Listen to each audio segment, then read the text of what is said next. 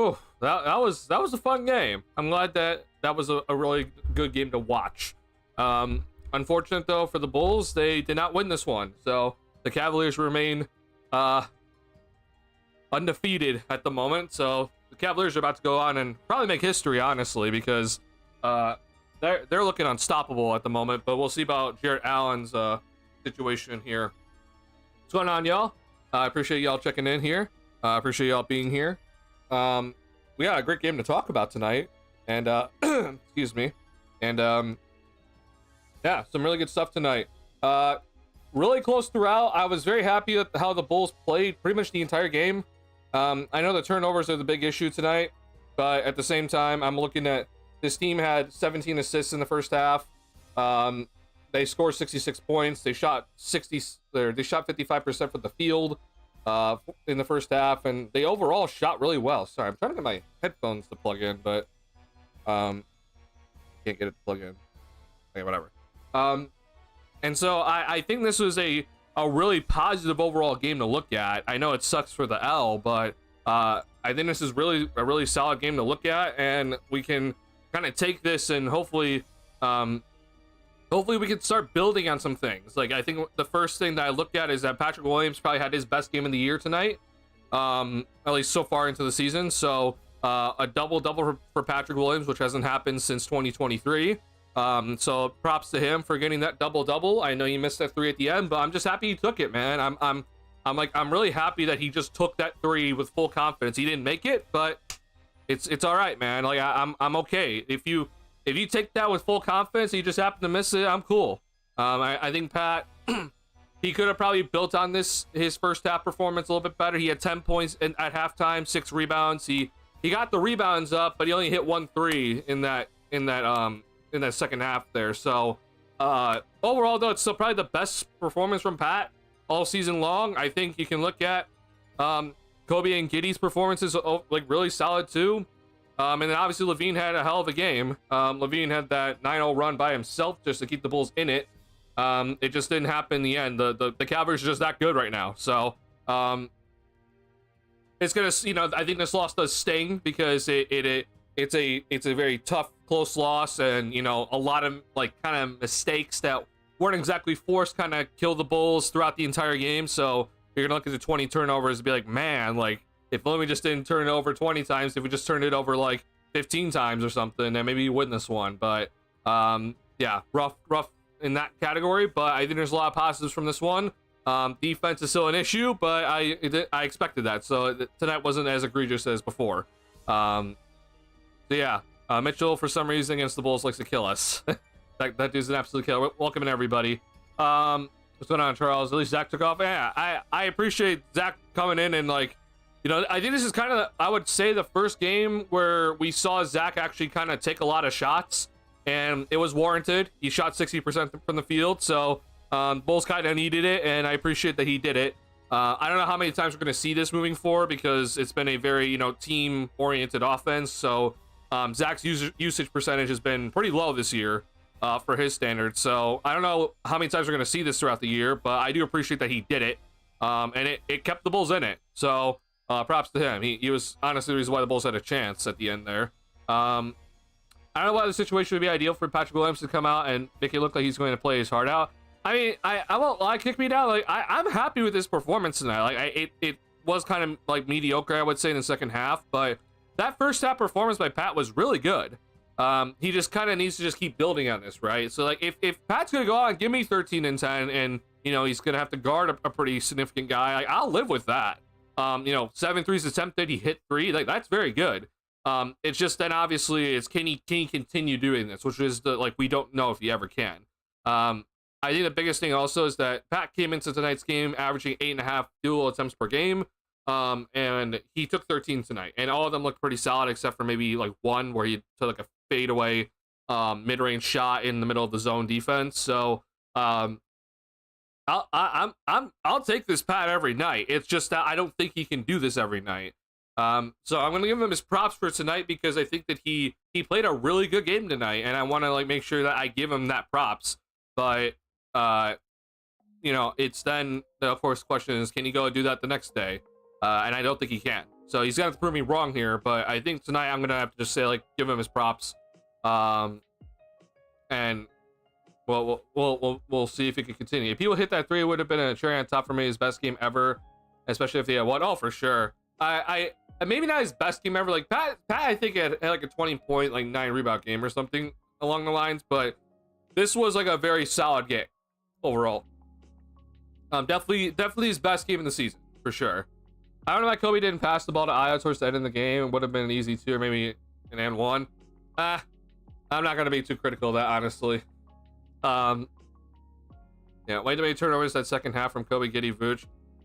Yeah, the turnovers were not just an issue in the second half. It was an issue all game. I think Kobe kind of got into a lot of moments where he was playing way too fast, and like, I'm gonna show you some plays here where I do think that it's not necessarily all on him. Like, I do think that there's a lot of the turnover issues.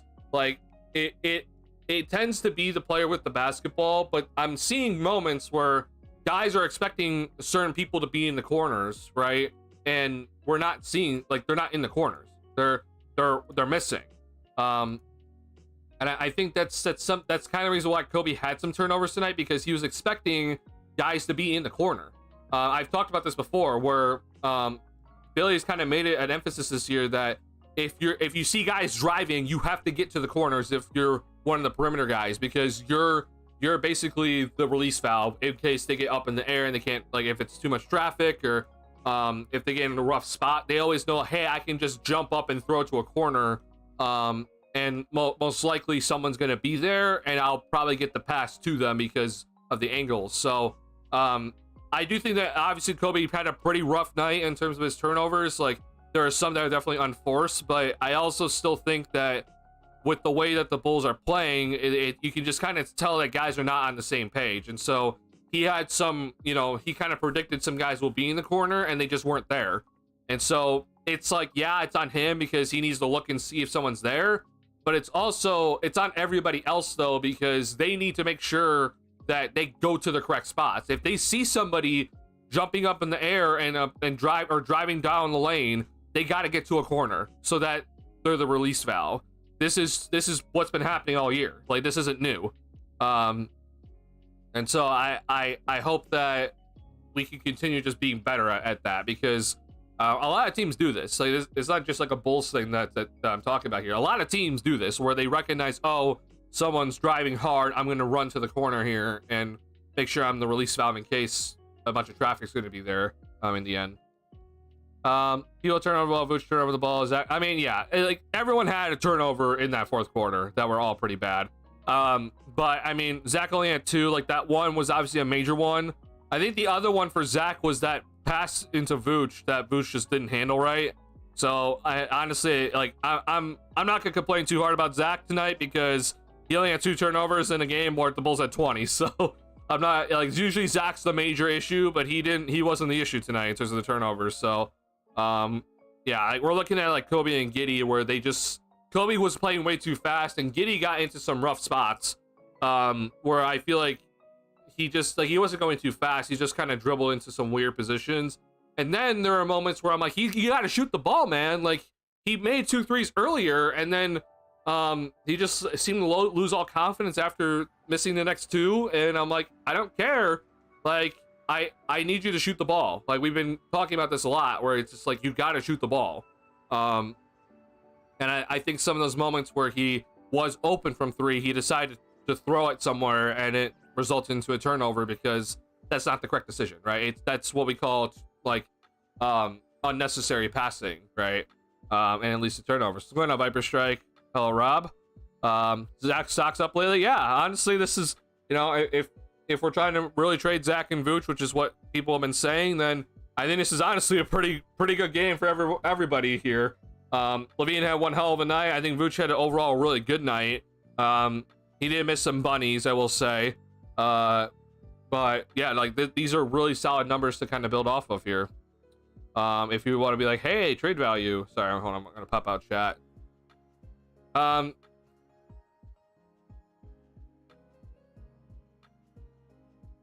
Jack teleport to the basket in the last 2 minutes. Yeah. Oh, well, I'm gonna be like kind of critical of what the Bulls kind of did down the stretch, because Zach kind of went on that 9-0 run and then he really didn't touch the ball, like in terms of like it's not like bringing it up. I mean, like he kind of like was the Cavaliers did a good job denying him, but the Bulls need to find some plays where like he can get some catch and shoot opportunities, or like run a floppy action, come off a pin down and just curl off of it. Like I don't even, when it comes down to crunch time, I don't even need threes. I just need him to just or I just need the team to find a way to go out and run a set where he doesn't have to bring the ball up and initiate the offense to have the ball. And you can just run some plays where you can come off like some down screens or something to open him up for some quick, easy looks. I think the post up is a fantastic, like it's a great idea for Zach. It's just that, like, I think teams are very aware of it now. So trying to post up Zach in, you know, crunch time, the team's just going to flat out deny it. And they did that. After Zach hit that little fadeaway, the Cavaliers just said, no, like, we're not going to let you do it again. Because he tried posting up again on multiple possessions, but they stopped him. So, yeah, it's something that the Bulls are going to have to look into, because they're still trying to run their offense in the fourth. And I give Diamond props for it, because I know that's something that they haven't done in recent years. But that's something where, like, this is kind of where you do miss DeMar DeRozan, but you don't need to go like full out what you did with DeRozan, where it's like really slow down and like run a pick and roll top of the key and see if you get a switch and just let him isolate. You don't need to go that slow, but like I think you can kind of break a play here and there to make sure that Levine's getting the ball. And I will also say this: I think Kobe didn't touch it enough in the last the last 3 minutes, and I know Kobe kind of checked in a little bit later in the fourth, but like it just kind of seemed like in the end, like it was just like, okay, we had Zach going, and then the defense was like, okay, we're gonna deny Zach, but then it put the ball in Giddey's hands and Io's hands, and it just was interesting just to watch. The Bulls just need to get better at that overall. Offense versus zone defense, I don't know what they were doing. Okay, yeah, we'll talk about the zone defense the Cavs ran. Like, by the way, I just want to go ahead and say this. Like, if you're wondering about Kenny Atkinson's, like coaching, like this, I think tonight shows that he was a very good coach, because people question Kenny Atkinson, and I think rightfully so, especially with his time at the Nets. Like there are some moments with the Nets that it wasn't amazing, but tonight when he put out that lineup where he put out that Dean Wade at the 5, no Mobley and no Allen in that lineup, and he ran it for an extended period of time, it gave the Bulls some serious problems. I think that is a very bold move. That's a gutsy move, but Atkinson saw something and he rolled with it, and it was by far the best move he could have done. That was, in my opinion, a major switch in terms of the game flow, and it killed the Bulls offense. The Bulls offense overall tonight was pretty good, but then that switch happened and it just killed all momentum. And I think Atkinson deserves a lot of praise for making that move. And so the Bulls have to figure out something that they have to go out and figure out something against the zone defense, because the one thing that I have figured out very quickly is that you should not be putting Patrick Williams in the middle of the floor on a zone defense, because you're asking him to play make. And Patrick Williams, if playmaking, the word playmaking and Patrick Williams do not go together. Pat is a finisher of a play, whether that's hitting a catch and shoot shot or driving going to the basket and finishing a layup or dunk or whatever. Patrick Williams at no point should be trying to isolate, trying to break down a defender, trying to take a guy off the dribble, or trying to draw two and pass it to a guy. That's something that he should not be doing. And the Bulls were basically trying to force him into that spot in the middle of the floor. And it just was not going well. Not to mention that Billy decided to run a lineup out there that had Dalen Terry, Julian Phillips, and P. Will all out there all at once, where it's like you have no shooting. Questionable decisions, and then he added Josh Giddey into the mix pretty early in the fourth quarter, and that didn't help things either. So this is kind of where I've always said with Billy that I think he is always a little step, like he's a step behind, because he doesn't tend to make the move that forces coaches to make a decision. Atkinson made a move that forced Billy into playing small and putting a lineup out there that was not very comfortable playing with each other, and it paid off tremendously. I don't think Billy really has ever shown that sort of stuff before. But at the same time, I will say that this team is very limited. Like the team's versatility is limited. So you don't have like 3-point shooters left and right on this team. I mean, they're shooting a lot of threes, but you don't exactly have a Dean Wade and like a Sam Merrill coming off your bench and a Georges Niang. So it's a little bit difficult in terms of trying to find the right things to kind of roll with and experiment differently. But this is where I've always said Billy's like a step behind, and I'm not trying to like hate on him too much tonight. I don't think any hate should be going towards him, but it was a pretty significant moment in the game. Yeah, Pat also did miss that dunk where he jumped. I think the reason why he missed it was because he did jump too early, like Rob is saying. If you look at that putback dunk Pat missed, he jumped up really high, and as the ball started to descend, he started to descend. So he just mistimed his jump, and I don't blame him because it was a pretty long bounce off the rim, or a high bounce I should say. So it does suck, right? It just kind of happened to work out like that. But even then, I still think Pat should have made that dunk. I know that he mistimed it and it wasn't amazing. But in my opinion, Pat still probably should have made that. So if there is one thing to talk about, is that. But I'm not going to be too critical of it. Again, I think Pat had a pretty good game tonight. Vooch has to shoot when he's that close to the rim. He has a little lift in his shots and like just yeah, I will say I think Vooch kind of had some moments tonight where he did come back down to earth in terms of his like lack of finishing at the rim. Like there were some post ups that very clearly did not go his way. And then he missed that little float shot on the left side of baseline when Zach threw it to him and he just missed it late. Yeah. I'm not still though. I think Vooch had a pretty good game overall. 9 of 15 from the field is nothing to scoff at. But he did miss some monies, I will say. Not as many threes. I wish he would have taken some more threes, honestly. But hindsight.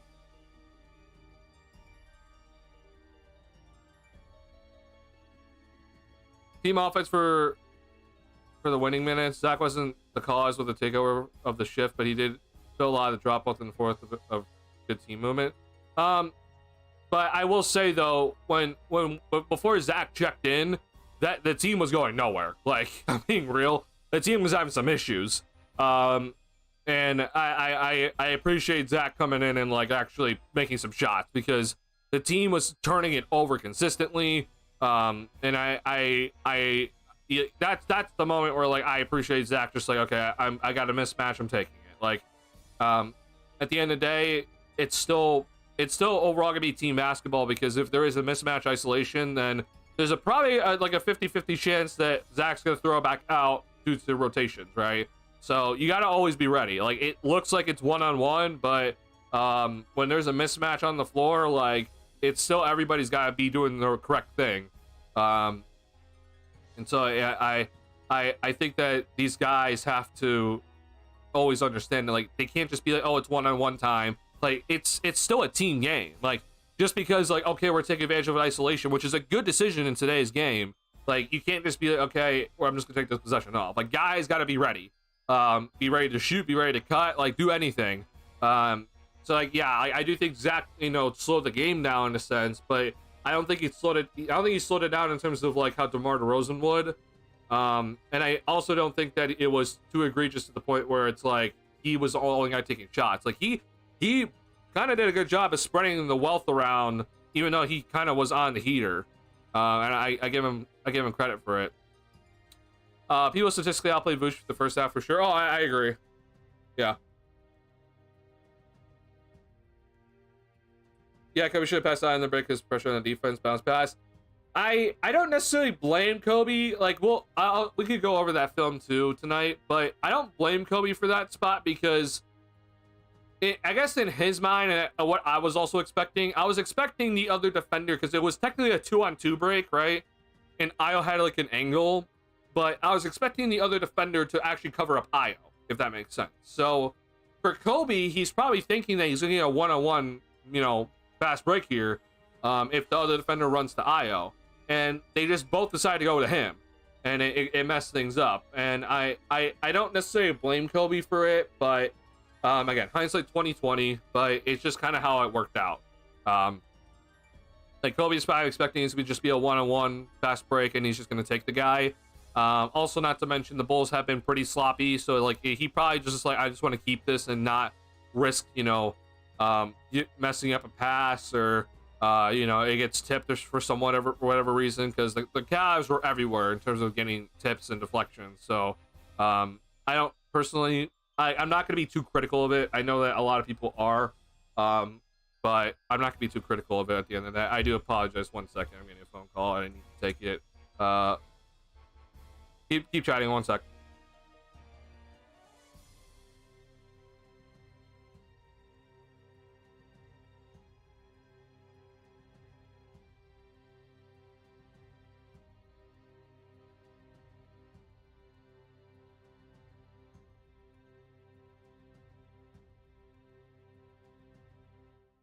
Sorry. Okay, they hung up instead. Weird. Yeah, I again, it's hindsight 2020. I'm just not gonna be too critical of it. Like from our perspective, it looks like it, but like I don't know what Kobe's seeing necessarily. Like for us, it looks like, oh, it's a simple 2-on-2.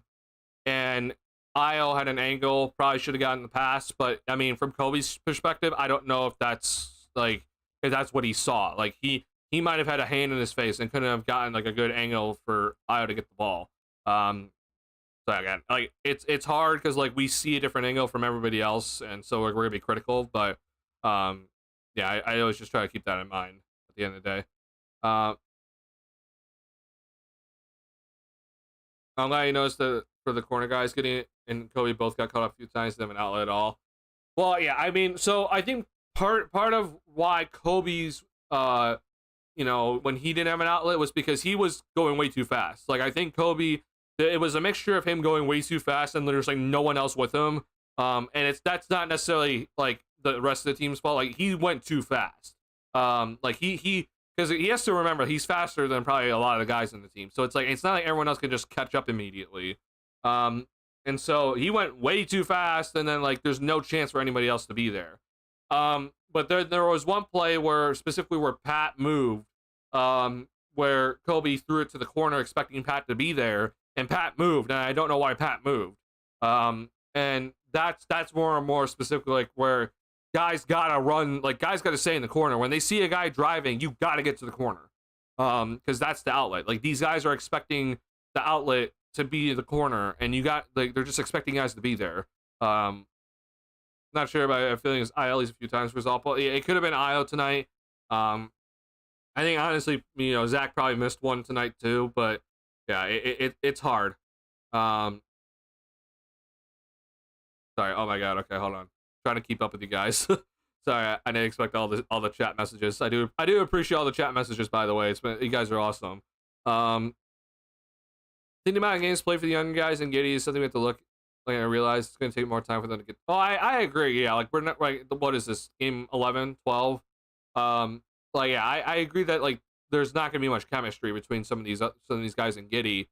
But I do think though there's some things that need to kind of get put into place pretty early in the year.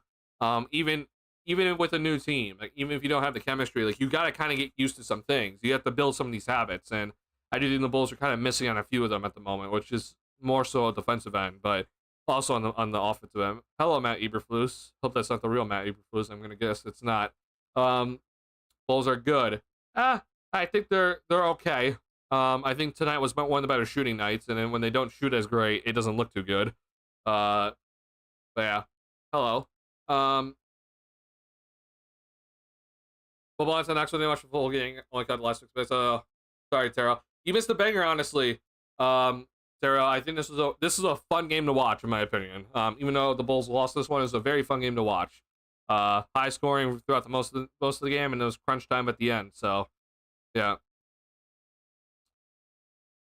The Vooch pass was exactly, in my opinion, in my picture, Vooch ball. I just think any velocity in the pass and Vooch let him to react quick enough. Again, like it's hard to like blame like who is the fault, because like if from my perspective, it looked like Zach like made a bullet of a pass that was pretty on target, and Vooch just didn't have it. It just wasn't ready. Maybe it was a little off center though, so like I don't know. You know, again, I don't see from Vooch's perspective, but yeah, I do think that maybe like that seemed like a good pass from Zach. At the end of the day, weirdest tie up was one of the opening ones of either the third or fourth when Giddey got tied up, and I had no idea what anyone on the team was positioning for. Oh, I know what you're talking about. Yeah, we'll talk about it. So eyeballing should have been Kobe on offense. Yeah, that especially down the stretch, it should have been.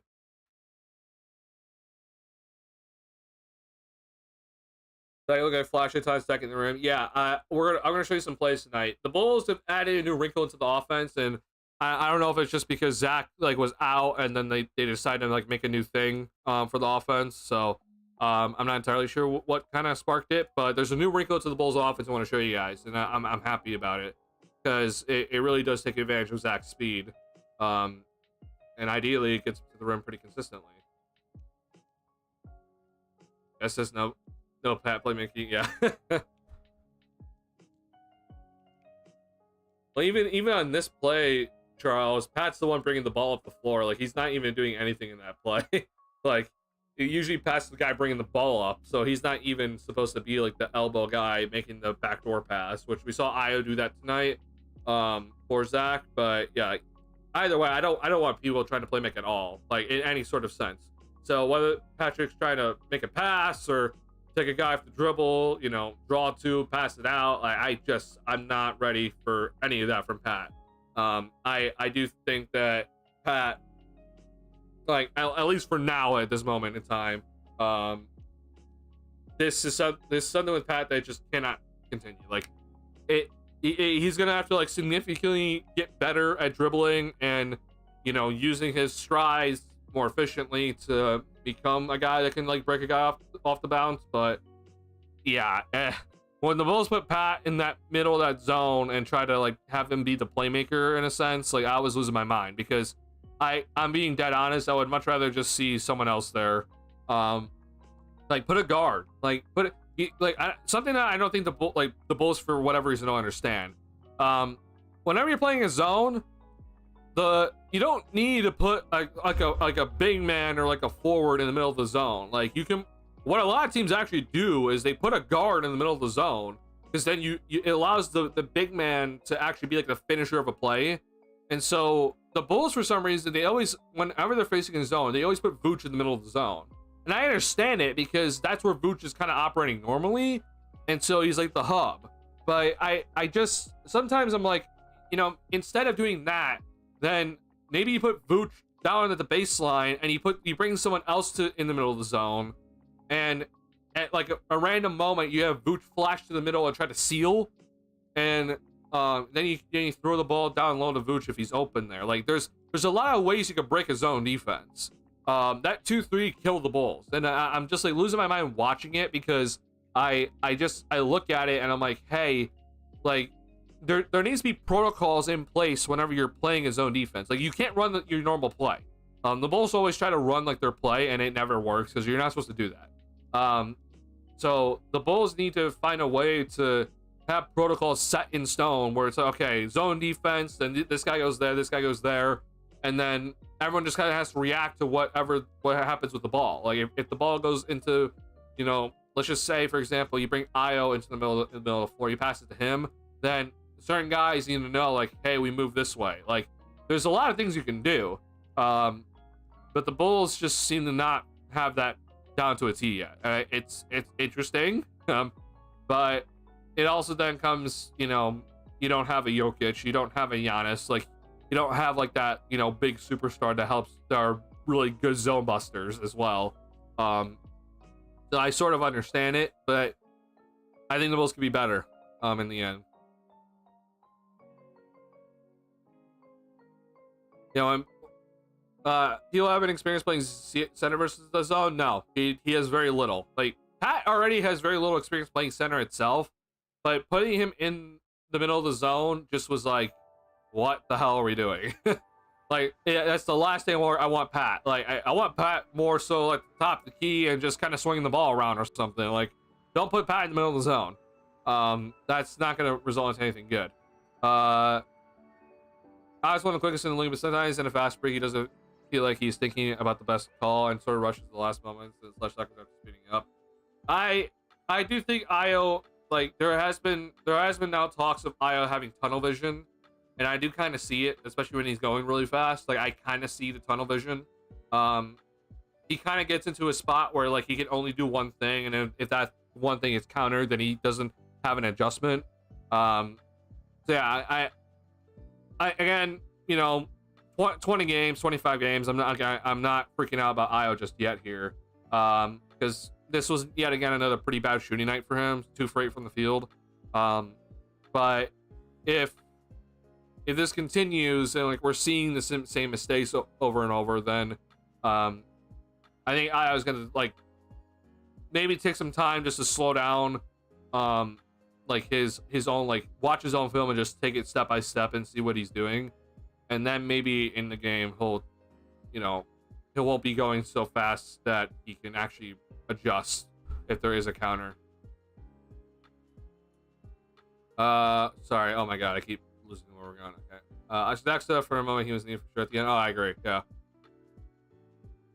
like Zach plays the team basketball as a star. I do think Zach deserves a lot of props because, like, I think tonight might have been the most field goal. Now I'll have to double check this, but this might be the most field goal attempts that he took in a game so far this season, and it was kind of needed, right? It didn't feel like anything was really forced. I guess you could say maybe 1-3 earlier was forced, but it was off a switch in the first half, and I think that's fine. I'm on him. I'm fine if he takes that shot. So yeah, I think this, like, so far it's been really good with Zach. We'll see though, like, moving forward, like what the Bulls do with it. I think that would be an interesting discussion to have. Earlier I mostly meant the team crashed in the fourth after playing great team offense earlier. It was good to see Zach. Oh, okay, got it. I see what you're saying, Charles. I like how like yeah, you can definitely blame Kobe for that play kick me down. I'm not gonna stop you. I guess they just try to, like, I really just try to, like, I try to look at it from that player's perspective, because again, like, we're sitting at home and we see all the angles. Like, we're above all the players in our camera angles, so it's like, oh, we can see where things go. But I don't know, like, Kobe was kind of in the middle of 2 defenders there, so yeah, scoring increase for both teams in every quarter, real bad attrition. So I do think that the Bulls defense in the second half was better. Still though, if you're wondering about, like, points per quarter, I don't think the Bulls defense at any point in the first half was good. You have 34 in the first quarter, 33 in the second quarter, and there were defensive miscues all over the place. We're talking missed switches, guys getting back cut, guys not understanding, hey, that's Donovan Mitchell out there, and so they're not getting over the screen. Too much easy dribble penetration and then lack of rotations after it. Like, the defense in the first half was atrocious. Second half, the defense, I think, was better. I think the Bulls' point of attack defense was just better. They just, did a better job of staying in front of their man. Again, it wasn't perfect, but it's just better. It forced the Cavs in some really weird spots. Like, we saw some mid-range shots that they felt like they were forced to take. And I give the Bulls props for that. Still, though, the first half defense, I mean, we're talking about giving up 70 points to the Atlanta Hawks in the first half in the previous game, and now you just gave up 67 points in the first half in this game. So, in the last 2 games in the first half, you've given up 137 points. Like, that's not good. that needs to get better. So, props to the second half defense. I think it was better. It wasn't amazing, but it was just better. It was more so where I was expecting the Bulls defense to kind of be, not at maybe every quarter, but at least we kind of see at least a quarter or 2 throughout the game, and it was better. But it's just like the defensive level, I thought it was going to be bad. I did not expect it to be this bad. And so when you're giving up close to 70 points or 70 points in the first half every single game, it doesn't look good. That's inexcusable, even if you're facing a team that's, like, has multiple superstars on it. Yeah, that needs to just continue to get better. I always say Zach is so grows the players from other aspects of the game, and now he's healthy, he's showing it. Well, I think Zach still has room to grow. Like, I mean, the one thing that I've always said that was Zach is that he needs to go to Johnny Dribble too much, which he has. If you're wondering, like, Zach has gone and worked with Johnny Dribble too much. He doesn't work with him as much as Kobe does, but he's gone and worked with him. Like, Zach needs to figure out, how to be better with the ball. Just, having more control over it. Having, if his first crossover gets denied, then does he have a second move, right? How do you create space with your dribbling instead of with your speed? Luckily for Zach is that his athleticism and speed is still there. Like, I think he's coming from such a high in terms of athleticism and speed that he'll last for a while because he's a good 3-point shooter as well.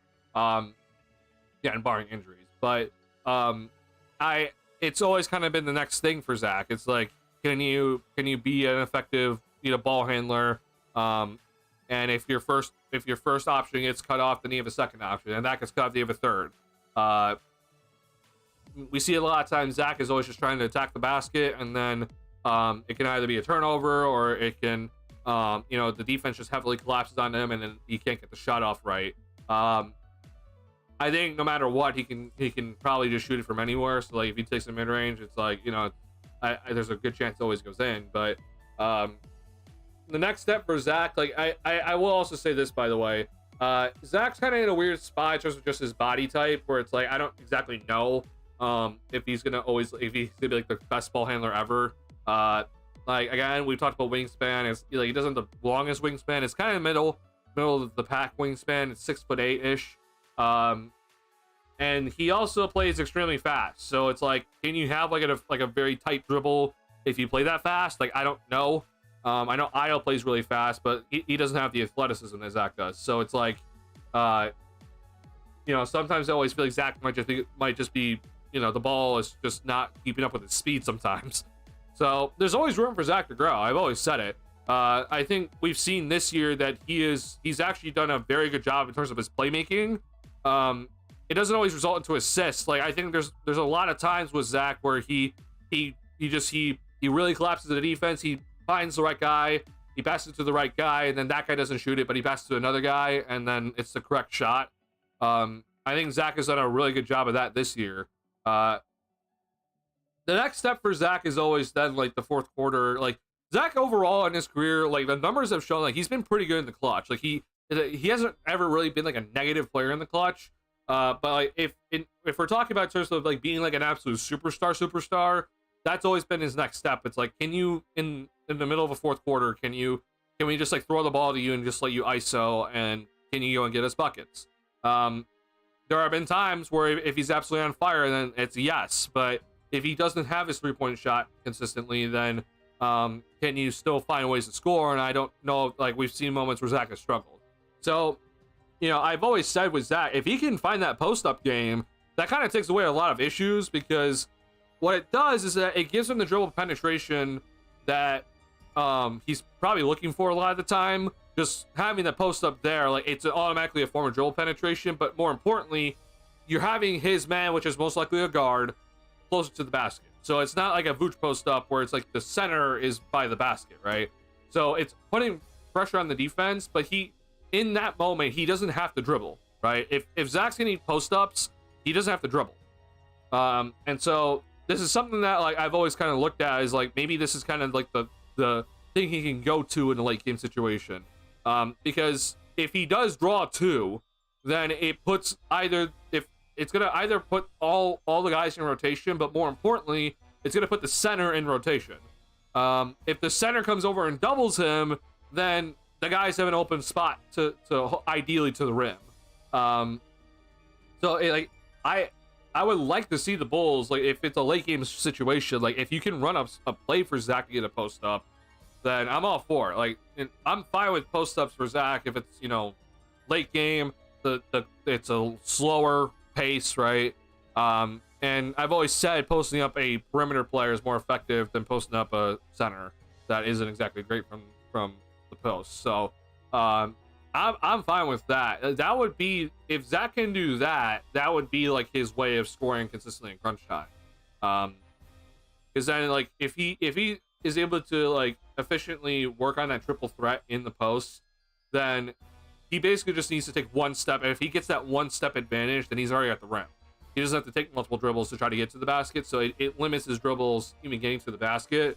And then obviously then if he can hit the mid-range, like that fadeaway shot which he hit earlier, like that would solve a lot of his issues late game, because late game, I've always said it, like in crunch time, the team's defense has always been protect the paint, protect the paint, protect the paint. It's always been that way.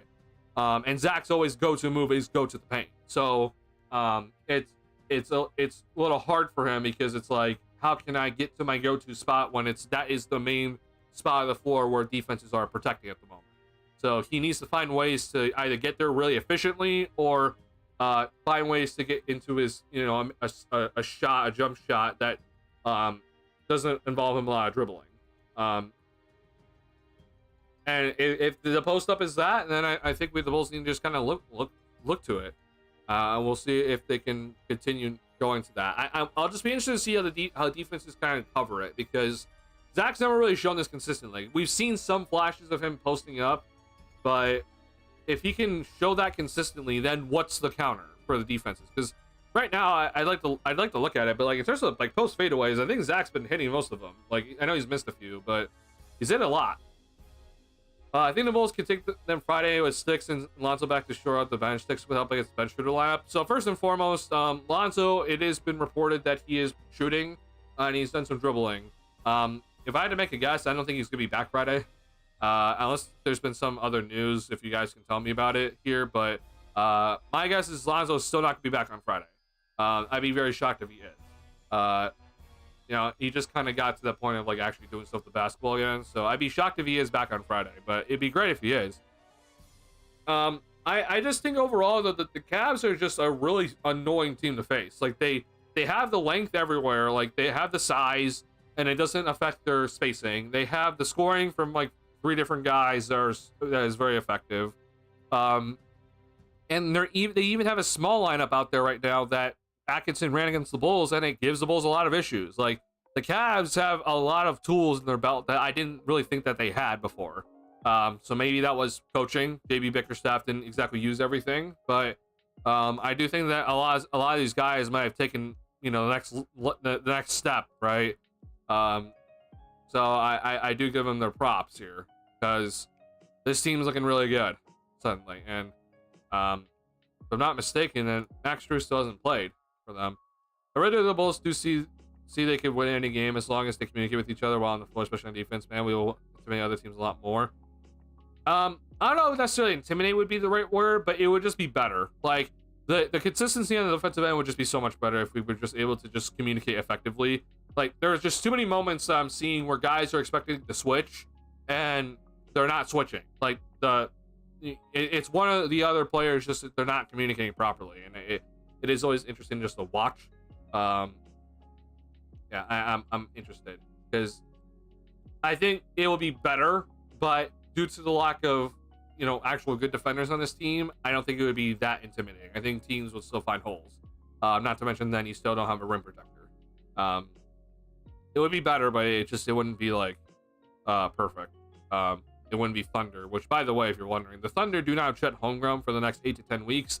They don't have a center for a long time, and yet they still found a way to stop Ivica Zubac tonight. Like, teams find ways, even if you're small, to win games, and play effective defense. The problem is, though, is that the Bulls just don't have like those like really good guard defenders consistently. Like, you lost Caruso, obviously. Thunder have Lou Dort. Thunder have so many other good defenders on that roster, so it's like, Yeah, if I ever comment, I'm not being too crap, just mentioning observations that are worth mentioning. Yeah, I got you, Rob. There are a play where Zach and people are going to switch, but Zach pushed people towards Mobley, and he stayed on Mitchell, resulting in a bad 3, and people got the rebound. Yeah. Like, I'll even show you a play earlier where Zach, like, I don't necessarily know if it was his fault or if it was Kobe's fault, but like Zach ran out to Evan Mobley early in the game, and so like I'm gonna blame him because he was the guy that was he was guarding the screener, so like he's supposed to be the one communicating, but he expected to switch, and they didn't switch, and so then he threw it back out to Mobley, and then he ran after Mobley at the 3-point line, which is not the correct thing to do. And it resulted in an easy, I think, dunk in the paint. But like that sort of stuff though is where the Bulls, that's not even like a failed switch. That's just a lack of communication issue on a potential switch or not switch, and it killed the Bulls. Like that's the sort of stuff where guys need to figure that out effectively. Talk about moments that are super pleased where the team actually seen the chat navigate a couple of screens for rare occasion. Yeah, I think there are those moments, right? But I'm still just seeing too many moments of the other stuff where it very clearly the guys are not communicating. And again, there's been moments where it's guys that are supposed to be good defenders that can't communicate properly, and it's like, what the hell are we supposed to do? Like, this is where I want to blame Donovan, but like at that moment I can't blame Donovan. I just blame the players, because the players are not doing what they're supposed to be doing, and we're just asking bare minimum stuff here. Like, we're not asking for anything spectacular.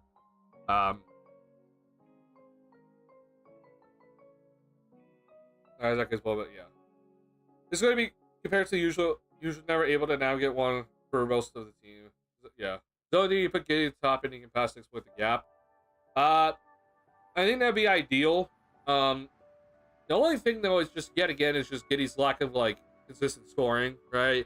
I mean, I guess tonight would be probably been the good night, because the Cavs were very clearly scared of his 3-point shot if he hit those 2 threes. So yeah, I think tonight would have been the right night for it. Yeah, I guess that would probably have been the ideal spot.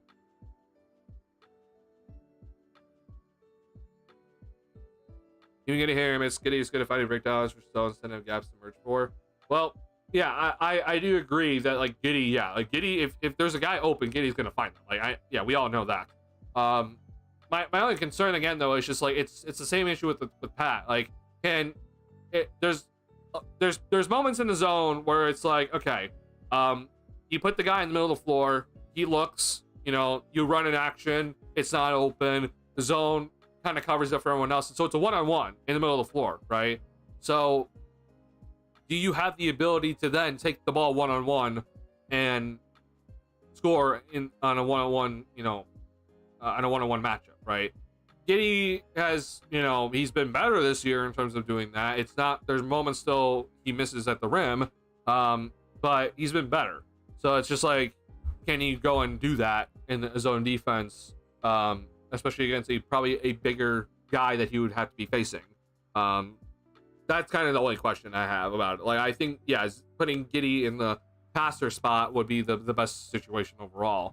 But to seriously bust the zone defense, you also need to have that guy also be a pretty decent scorer, that can score on his own if the zone defense covers up everyone else for whatever reason. Yeah. Bush and Zach were in the last 10 minutes of the fourth. I thought Billy was trying to play that guys that many minutes straight. I think Billy kind of said that, but it's not like he has a rotation still. Like, I think if Billy kind of stood like with this, we're gonna play guys in like 4 or 5 minute bursts or whatever, I think we wouldn't see guys playing 36 minutes a game. I think still, no matter what, you needed to have a rotation, and I'm glad that he's done that. Plus, in Terry's development thus far this season, I want to know what your guys' thoughts on Terry, because I'm not gonna lie, I'm not that impressed with Terry. I'm happy he's playing, because like I really did not think he would be playing even if Lonzo was not healthy, and this is this is a situation where I kind of said it no matter what. Like, and I was expecting to be the knee with Lonzo, but it happens to be the wrist right now. But I've still come into this year as if Lonzo isn't healthy. If he plays, amazing. If he doesn't play, it's whatever. We both should be prepared for it. But even that being said, I did not expect Terry to be in the rotation if Lonzo was not playing for whatever reason, whether it's second of a back-to-back or he's out for a while. I just did not expect Terry to get minutes. I'm happy he is getting minutes though. So like, very clearly Billy Donovan has trusted him to be a really good positive impact on the defensive end. So I give him props for that. But I don't know, man. Like, I the only thing that I can like really like visually see Terry's development that has like really improved is that I think his ball handling is better this year. He's not turning it over as often. He can, if it's in the open floor and there's a guy who tries to like stand in front of him, he won't get like a charge called on him. Like he does a good job of like he can navigate that defender. It's just that he still lacks finishing at the rim. His 3-point shot is still a major question mark. And it's not like he's getting like a bunch of back cuts for layups, right? The thing that I give him major props for is that he does hustle. Like he seriously does hustle. And I'm really happy that he's been hustling, and he on the defensive end since he seriously competes. But I'm not like thrilled with his development by any means. So still very clearly, if he is going to get minutes, he's going to be off the bench. But I don't know how many minutes he really should be getting at the moment. If Terry can like really put it all together defensively, where it's like I do think he can like become like a Matisse Thybulle, like he can honestly, like if he puts it all together, where it's like he gets a little bit stronger, he works on his defensive game, navigating screens properly, like I think he can become that sort of guy. But Matisse Thybulle obviously was limited offensively, hence why, you know, Billy didn't want to keep him around. So it's like, I don't know. I have my moments with Terry where I'm like, I just don't. I'm not really seeing anything special. How they keep increasing Dale and Phillips minutes? It really seems like these longer minutes on the floor training to them into saga offensive and defensive players. I agree overall with Phillips. I mean, I know Phillips really didn't really do anything tonight, but I just trust Phillips' 3-point shot a lot more right now. I just do, and I don't know why. I mean, the numbers don't exactly back that up or anything. Like, it's not like he's becoming a great 3-point shooter. But it's just it's a little hard right now to trust Terry's 3-point shot. Yeah, speed learning dribble at different speeds stuff is a big thing, guys. Yeah, I agree, Rob. Honestly, the bigs should be back for the weekend. Okay, that's cool. I appreciate that info, AV Breeze. I did not see that. We'll see. I just, all things considered though, just because of where Lonzo is today and knowing the injury he had, I still don't expect him to be ready for Friday. But if he can go, awesome. If he can't, you know, I think we'll be fine.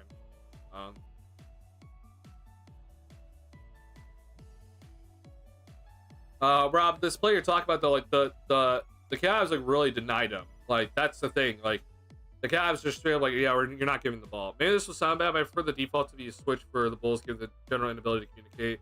Also, how bad navigating screens. No, I agree. I think that the default should be switches. But the only time the Bulls do not switch is when they involve the center, right? So if Vooch is involved in the screen, then you don't switch. That's the correct decision in my opinion. Like if Vooch is involved, you don't switch that. But if everyone else, if it's 1 through 4, I've always said you should be switching. I don't care if it's Kobe. Like if it is Kobe because he is 6'5" or whatever, I'm still willing to switch it. And I understand he's not great defensively, but I think that should be the right thing. But for some reason, the Bulls still haven't gotten that down. Like we're seeing issues where it's like between Io and Terry, where they mess up and they're two good defensive players, right? Or supposed to have good defensive capabilities, and yet they're not the guys switching right. And it's like that should be a simple switch, But I agree. I definitely agree, Charles. Looking at time, just drive and kick as the fallback option. I hope that's probably the idea if Giddy is at the top of the zone. Yeah. Like the IO action, he passed to Zach for an easy dunk. The Giddy play. Yeah, Rob, that is the exact same Giddy play. It's the exact same play. Yeah, and they just ran for Io instead. Yeah, it's the same horn set. So I honestly I called it immediately. No one's with me, but I noticed it immediately. I said this is backdoor for Zach. Yeah, I hope people are recognizing it, because like it's really cool when you're able to, if you see a play come up, right? If you're seeing the team run a play, you're like, oh, you immediately know what the action is, right? I always think it's like a really cool thing because you get to expect what could happen.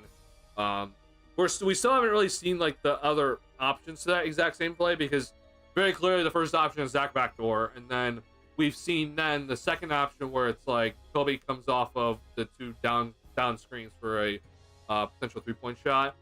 We just don't really know what like the plan C or plan D is with that. I'm interested to see what they do. Billy actually played Giddey over 24 minutes tonight as well. This must be highest minutes for him, and Billy actually seemed to split Giddey and Kobe more. Yeah, for doing the obvious. Yeah. I think Billy did a better job tonight overall. Giddey still didn't end the game, I think, right? No, Giddey didn't. No, Giddey didn't end the first half. Yeah. But I do think Billy did a better job. Terry's been a dog on defense. Has he not? No, I think Terry's been very good defensively.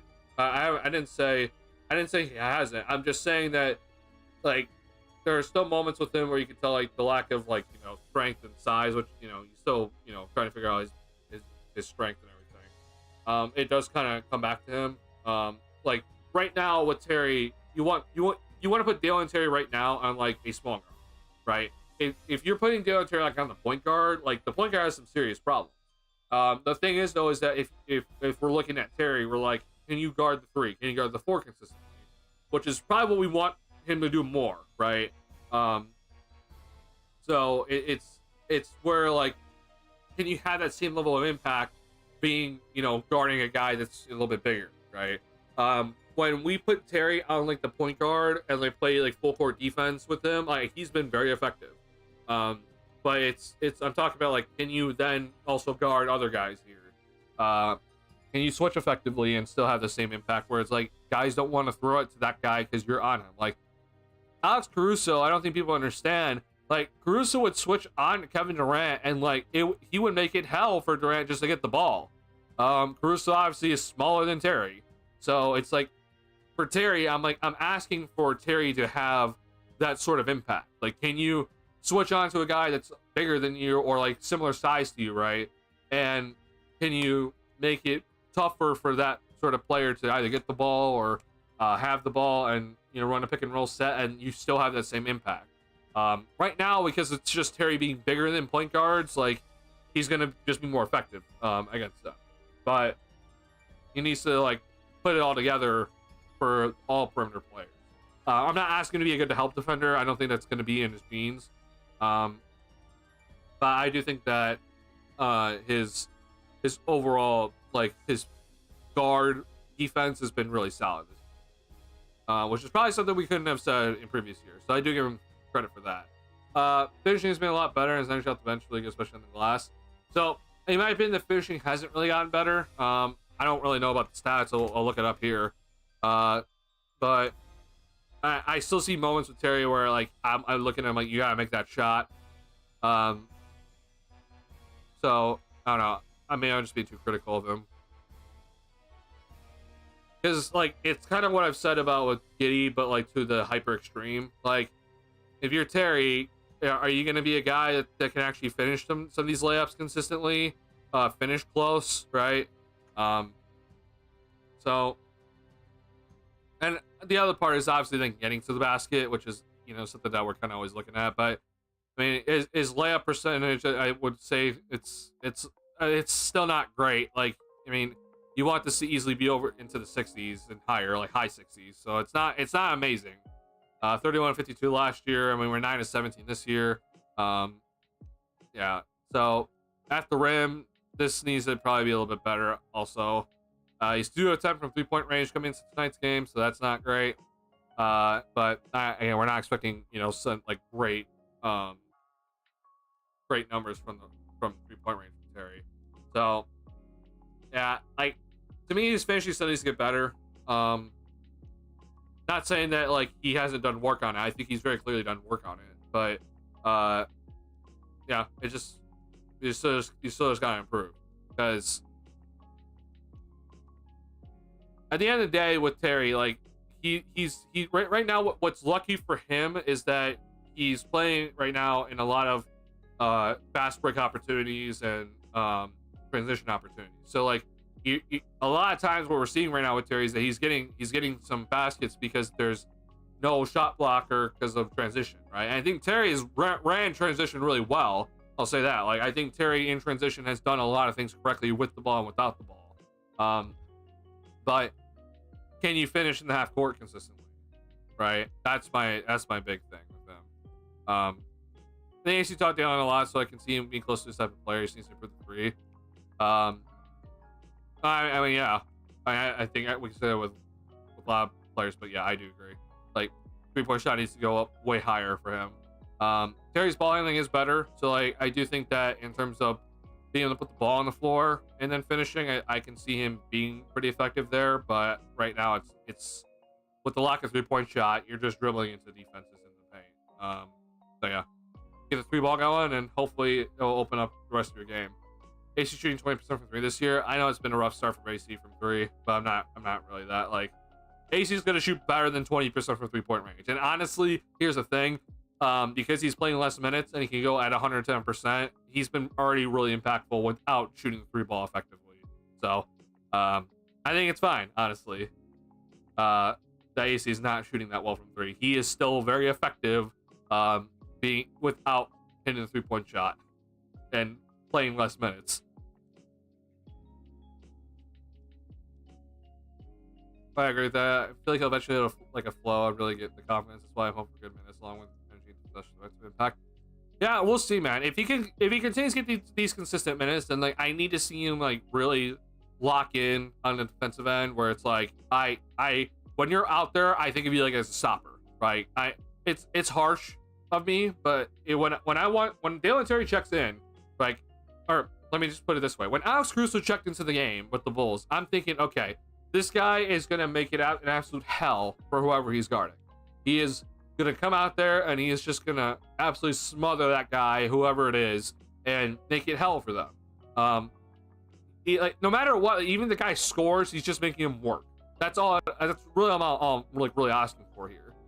With Terry, like, there have definitely been moments where I've seen that where like he'll check in and he'll really make like an immediate defensive impact where he's picking up full court pressure. He's guarding a smaller guy, and he's doing a good job like initially, but then he like doesn't necessarily continue it, right? So that's kind of where it's like that's the next step for him. It's like, can you come in and like give me however many minutes it is, where it's like you're gonna give me that effort defensively, where it's like I'm gonna absolutely lock down whoever this guy is that I'm guarding. That's all I'm trying to say. And then with the way the Bulls are switching and everything, like, I need him to also then be more effective against some of the bigger guys, because he is 6'7" at the end of the day, right? So I can't have you just be good against guards if you're 6'7".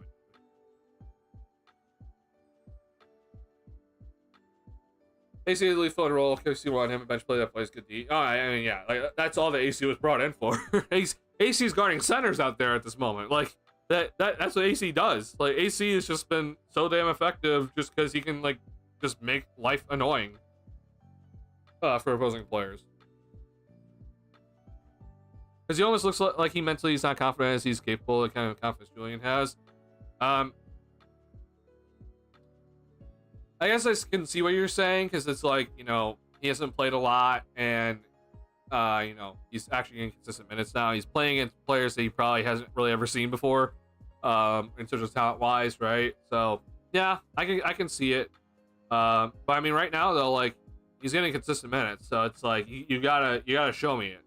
I think he's done pretty okay. I don't think he's done like bad or anything like that, if you're wondering. I think he's done pretty okay.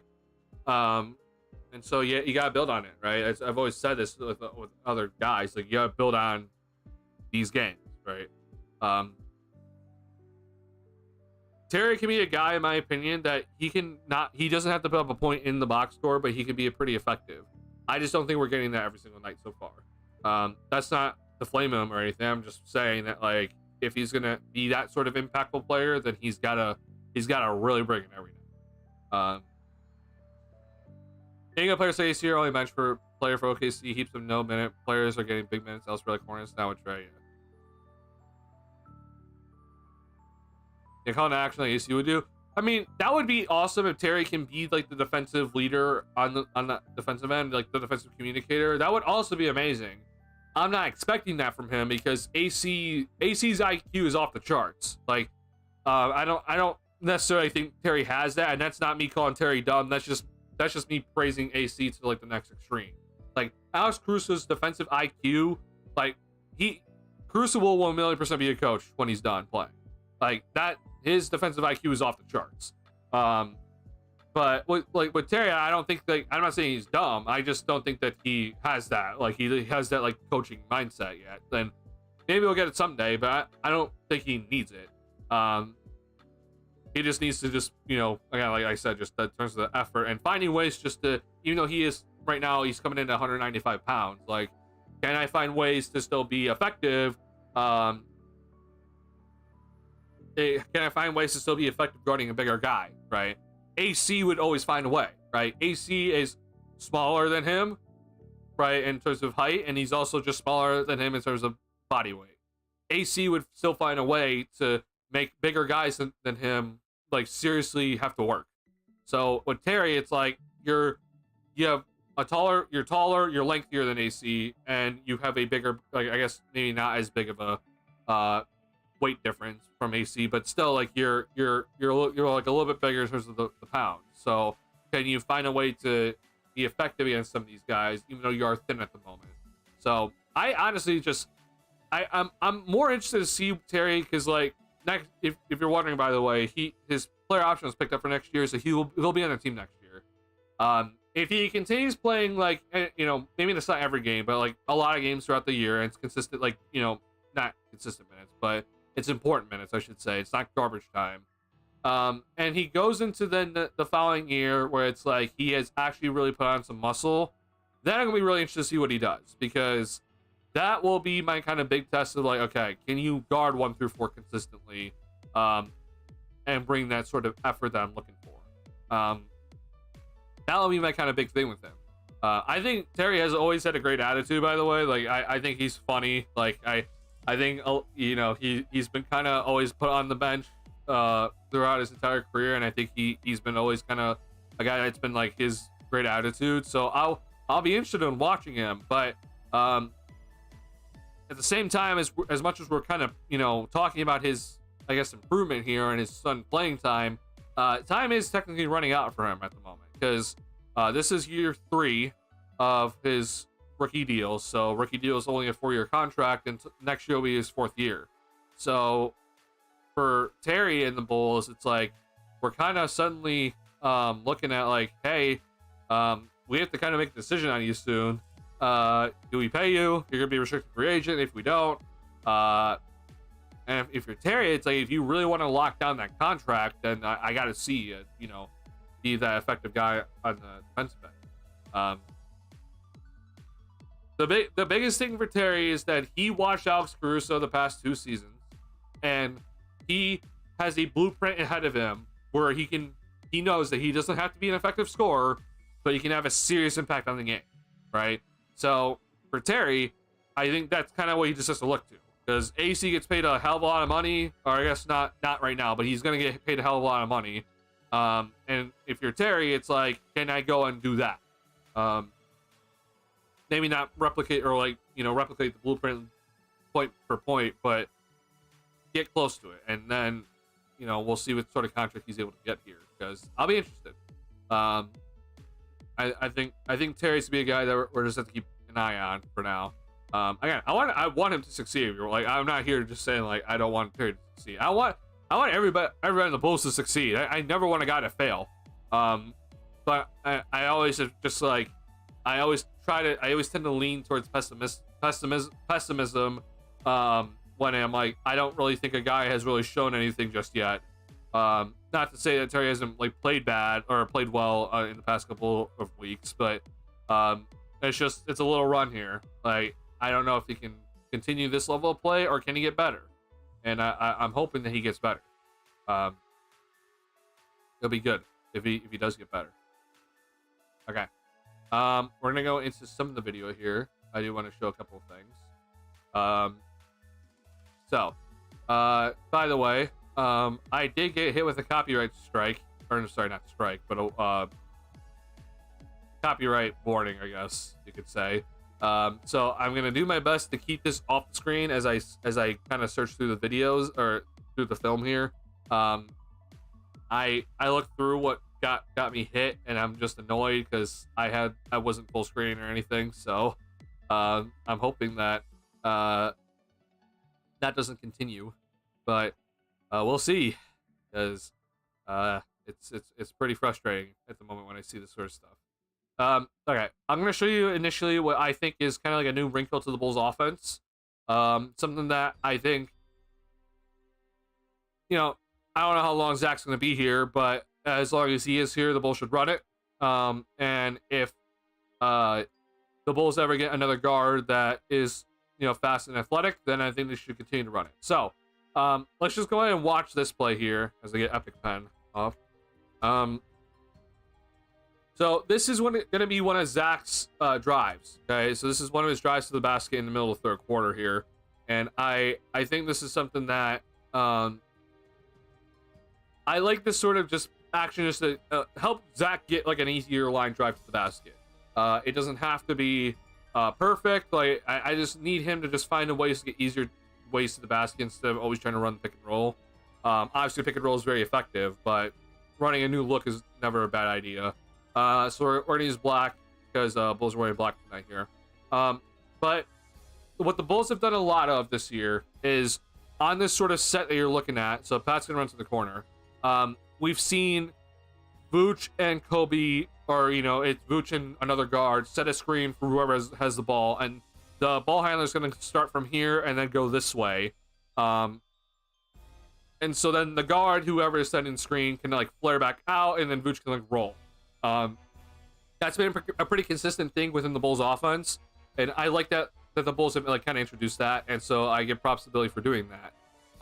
But what we're gonna witness here is a little something different. So the Bulls have been doing that kind of throughout the game, and they've shown their other opponents like, hey, this is what we do now, and we're willing to kind of run this sort of play.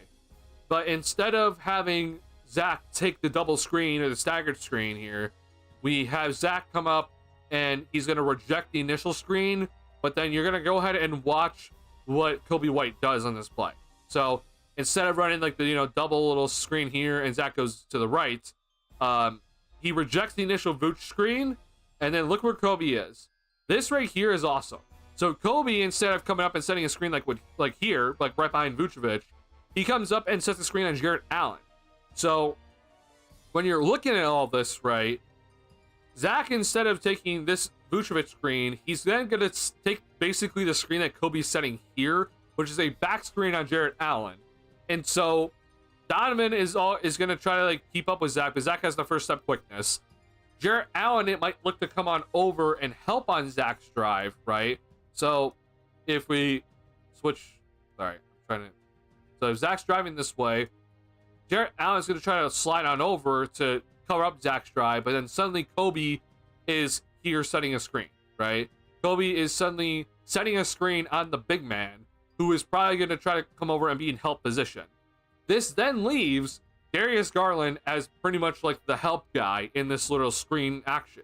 So if you're Zach, or if you're the Bulls, basically, you're looking at this like you're looking at your shots. You're like, oh, awesome. So we took away the shot blocker out of this play because the screen by Kobe, and we're gonna then like the help, guy in terms of the screen and roll action is going to probably be Darius Garland.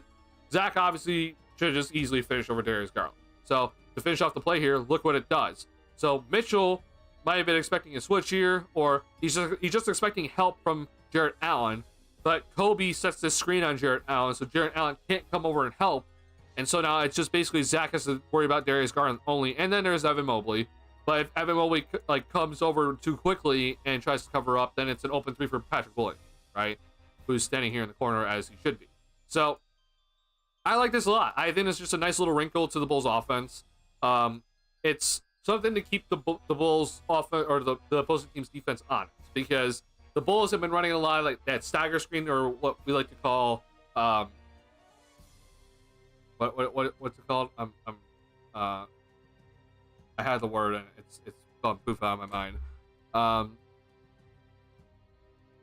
Drag action. Thank you. There we go. Brain. Yeah, it's basically like drag action where you kind of have like the second guard come on over and like they can either slip it or they can set the screen, or then there's a lot you can kind of do in that sort of action. But the Bulls look like they're setting up for it, but then you have that second layer, and then suddenly Kobe is setting a screen near the free throw line on the big man who's supposed to be involved in the pick and roll, and it helps the ball handler get an easy layup out of it. So I think this is overall a really solid idea. That I think the Bulls should look to run this not just with Zach, but with Kobe and even Io, just guys that have the ball in their hands, try to get like a simple layup. And honestly, I'd be interested to see it, but if Josh Giddey could also run this sort of play where he's the guy bringing the ball off the court, then I wouldn't be opposed to it either. My only thing though is just that Giddey might be guarded by a bigger guy, so it might not be as effective on the initial action there, but we'll see. So I think it'd be a nice just idea to kind of throw into the Bulls offense every now and then. Yeah, nice play by Billy and whoever kind of put that into the Bulls' new offense. Like that's a good overall solid new play, and I think that the Bulls are starting to kind of get used to like doing this sort of stuff. Different sort of screens at different moments where it's the unexpected screens to help get the guards easier baskets in this new offense. Excuse me. Appreciate all you guys checking in. If you have not already, please hit the like button on the stream. Helps me out a lot. We're at a decent chunk of viewers in here. Again, another Bulls loss. I always keep mentioning that because the numbers always the numbers are crazy. Where if it's a Bulls win, there are always more people in chat, and I understand. But I appreciate you guys coming in even on the Bulls L, which was a pretty tough L at the end of the day. But I do sincerely appreciate it. Okay, let's see here. I wanted to show you. Sorry, I really quickly when I talk about the lack of switching on defense, I don't want to bring this up constantly, and I don't want to be showing like defensive moments where things go wrong all the time. But I do want to show this because like I'm saying like, hey, I don't think the Bulls are switching right. I'm not just like saying that just like saying it out of my ass. Like I'm saying it because I don't think the Bulls are doing things properly. And so I really want to emphasize this. So for example, like this, okay. Now this is a little bit more of a tricky situation. Because it's not like, oh, this is like a pretty simple switch. This is honestly a play where there is an argument to be made. However, it's no matter what, there is still a serious lack of communication here. So on this play here, we're gonna use white for the Cavs here. LeVert is coming up, and here comes Sam Merrill to set a screen, and so Dalen Terry is guarding on LeVert. So this is Dalen Terry guarding LeVert, and then this right here is Io. He's on Sam Merrill. And so initially, if this screen does happen, right, if Sam Merrill does set this screen, then Io should very clearly pick up LeVert and Dalen Terry goes into Sam Merrill. But right here, what's going to happen is that there's a slip. It's a slip screen. So there is no contact made between Dalen Terry and Sam Merrill. Merrill just runs out and slips the screen. And so now suddenly Io was expecting the switch to happen, but now he's like, oh crap, there was no switch because there was no screen set. Now I have to run back out to Sam Merrill. So either way, in my opinion, I think it wouldn't be a bad thing to switch this. But no matter what, these guys need to communicate better. Like both these guys need to be prepared for both situations here. But these guys just got to communicate, because right now, even after this, you still see Io. He's still expecting a switch. Io is still here. He thinks that a switch is supposed to happen. Dalen is still also here. We're seeing yet again two guys on one player, and we saw this a lot in against the Hawks and against the Nets. Like, it just continues to happen. Like, it frustrates the hell out of me. So this is the sort of stuff here that I'm looking at, and I'm like, guys, like, this needs to get figured out. I don't care what it takes, but This needs to get figured out. This is the part where I'm talking about where it's like, maybe this wasn't supposed to be a switch, but the lack of communication is resulting in problems. Because now suddenly, Sam Merrill's open for a 3-point shot.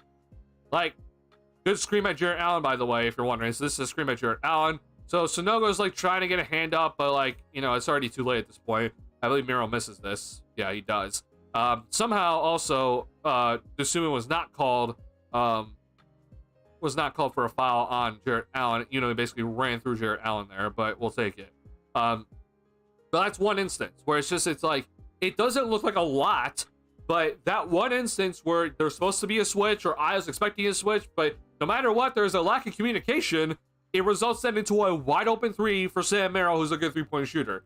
He didn't make the shot, so no one's going to talk about it, but this is a problem. You can't have this consistently. And we're seeing this consistently right now with the Bulls. They continue to have this issue, and it's frustrating the absolute crap out of me because I don't think this should be a problem. I'm not expecting, you know, great defense from this team, but I'm expecting at least just just stick to your defensive protocols and get that right. I'm expecting at least standard communication, but yet we can't get that right now. And it's very frustrating. So yeah, that was one play. I'm trying to find the next play here. Give me just a second as I scroll through and try to get this next play down. And there's that.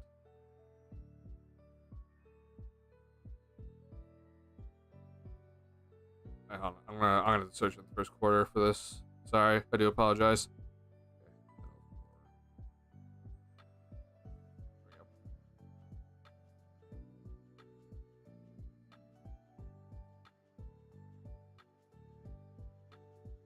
Okay, so here's another play. So we're gonna watch this entire play, but it's not the beginning of the play that I'm necessarily looking at here. So Zach started on Mitchell to start the game. Okay, now here comes this little double screen here, stagger screen, and it's essentially like the drag action that we talked about earlier. The Bulls like to run, but instead it's with the double big. So you got the double bigs in this whole thing. So now, the Bulls kind of recognize this pretty quickly that okay, Allen's gonna roll, and then he will switch on to Donovan Mitchell, and so Zach's now on Mobley. Okay, so keep that in mind. Zach LaVine right now is on Evan Mobley. He will stops the Mitchell drive, and now it throws to Mobley, and now it's going to be thrown over to Darius Garland. So here is where the problem arises. If you're the Bulls, what do you do on this? Okay, obviously, if Garland is going to go this way, then LaVine picks up Garland, and then Kobe picks up Mobley. I'm aware that is a severe mismatch for Kobe, and I understand that sucks for him, but that's the Bulls' defense. Okay, we're supposed to switch 1 through 4. But right here, Garland rejects the screen. So right now, it looks like, from what I'm seeing, Zach is saying, hey, switch this, I got Garland. So even though Garland rejected the Mobley screen, you still had Zach pick up Garland, which I think is probably the overall correct decision at the end of the day. But as you continue to watch the play, well, 2 players went to Garland. And it's the exact same problem that we just saw in the previous play with Ayo and Terry, which again are 2 guys supposed to be good defensively. These 2 guys are not really supposed to be great defensively. Zach's supposed to be better than Kobe, but still though, we're looking at 2 guys that had completely botched the defensive coverage. Very clearly they didn't communicate properly. Either Zach said the right thing and said switch this, and Kobe just didn't listen, or Zach did not say anything and Kobe was just left in no man's land and just kept going with Garland and was not expecting a switch. Either way, it's a problem and I don't like it. Figure this out. This is what I'm saying. It's a problem. So now Zach runs out back onto Darius Garland, seeing like, oh, Kobe didn't switch. Kobe stayed on Garland. I have to now cover up for my man. And Zach, for some reason, thought, oh, Evan Mobley is a 40% 3-point shooter on 8 attempts per game. For some reason, I don't know why. He then ran out after him as if he was like a great 3-point shooter, which he's not. If you're Zach here, you're supposed to just let Mobley shoot that. I'd rather Mobley just shoot that, 100 times up, just let him shoot it every day. Don't let him get into the paint, which he does, and it's an easy layup. So immediately I'm showing you just in two possessions in the first quarter that we're looking at, and it's just bad communication. So whether the Bulls are supposed to switch or not, I don't know. That's kind of up to Billy Donovan and the crew to kind of figure out, but no matter what, you're just seeing lack of communication. And I don't know if it's the guys that are supposed to be the ones communicating, which is the guy that is not guarding the ball handler. They're supposed to be the ones telling, like, hey, switch this or don't switch this. And then, you know, maybe they are communicating, but then the point of attack defender who's guarding the ball isn't listening. So maybe that's the problem. Or it's just that the guys that are supposed to be communicating are just not communicating at all. Either way, it's still not, it's just bad communication throughout, and it's frustrating the absolute crap out of me because this is not supposed to happen. Even a bad defensive team is supposed to get this correct. So the fact that we're seeing this is just, it's just really annoying. I'm aware we're not far into the season yet, but I see this sort of stuff when I'm saying, like, the Bulls are not switching properly or they're not communicating properly. This is what I'm seeing. Like, sure, like the one where Sam Merrill missed the 3-point shot, it's not going to go down the box score as the Bulls messed up and, you know, Merrill got points out of it. But I am still frustrated, though, because it's very clearly they messed up defensively. They just got away with it. So no one's going to really talk about it, but I see this sort of stuff and everyone's like, oh, that didn't matter. I'm like, no, that matters. I'm frustrated as hell watching that because I think the Bulls messed up here. So yeah, I hate bringing it up because I don't want to constantly be doing this, but the first half so far have been really bad defensively. The Bulls defense in the second half just gets better. I don't know why. The numbers just say so. Their offense tends to also be better, so maybe it's just the fact that they're making shots is just, their defense is just better. You know, sometimes the best defense is just a better offense, but yeah, I don't know. It just seems like the Bulls come out of the gate and they're just not ready to play defensively. And again, I'm not expecting a good defensive performance. Oh, by the way, I do apologize. I just realized this. There will be an ad in like 10 seconds. I wasn't able to stop it, so I do apologize. Sorry. Should have stopped that. My bad. But yeah, it's seriously just annoying just to see this because I'm not expecting anything special. I'm just expecting them just to be doing standard protocol. And they can't seem to do that correctly at the moment. So yeah, apologies for my rant. Sorry to all the people that just got ads. I was not able to snooze that. I do apologize. Sorry about that, especially during film breakdown. That's not supposed to happen. But you did, I'm gonna switch to frustration. Yeah, it's hella frustrating. Again, not expecting a good defensive team, just expecting just to do things easy, like do the simple things. Which switching is supposed to make things simpler. For some reason, with the Bulls this year, it seems like it's making things harder. So yeah, I don't know. I'm not a coach, so I can't like show this to the players, but I am showing it to you guys at the end of the day. So yeah, I don't know. Okay, sorry about that. We call it screen navigation communication. Yeah, like screen navigation, sure. I just don't say just defensive communication, which is like we're talking to like the bare minimum defensive communication that is needed. Like we're not talking anything like incredibly hard. Like I'm not saying to the guys, hey, so when you're all in rotation and you're all trying to make sure you get to your guys, can you all make sure you communicate effectively and you're all scrambling to get out to your man? I'm not asking for that. That's very hard to do because no one can really even do that properly. But I'm just saying for just the simple, you know, screening like just simple screens 1 through 4, switch it. Even if it's a rejected screen, still switch it. Please do the simple things right. It'll make things a lot simpler for everybody, including yourself and obviously someone like me who loses hair is watching that. Okay, that's never noticed. You're Australian, right? So I guess you just don't get ads, Charles. Or do you have YouTube Premium? Which, if you have YouTube Premium, you're base, because that is probably the best investment you could ever make, honestly. Yeah,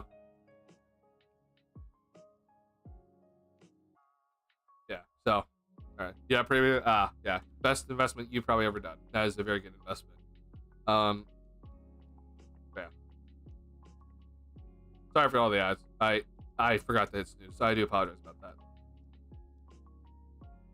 Okay, I want to then show you a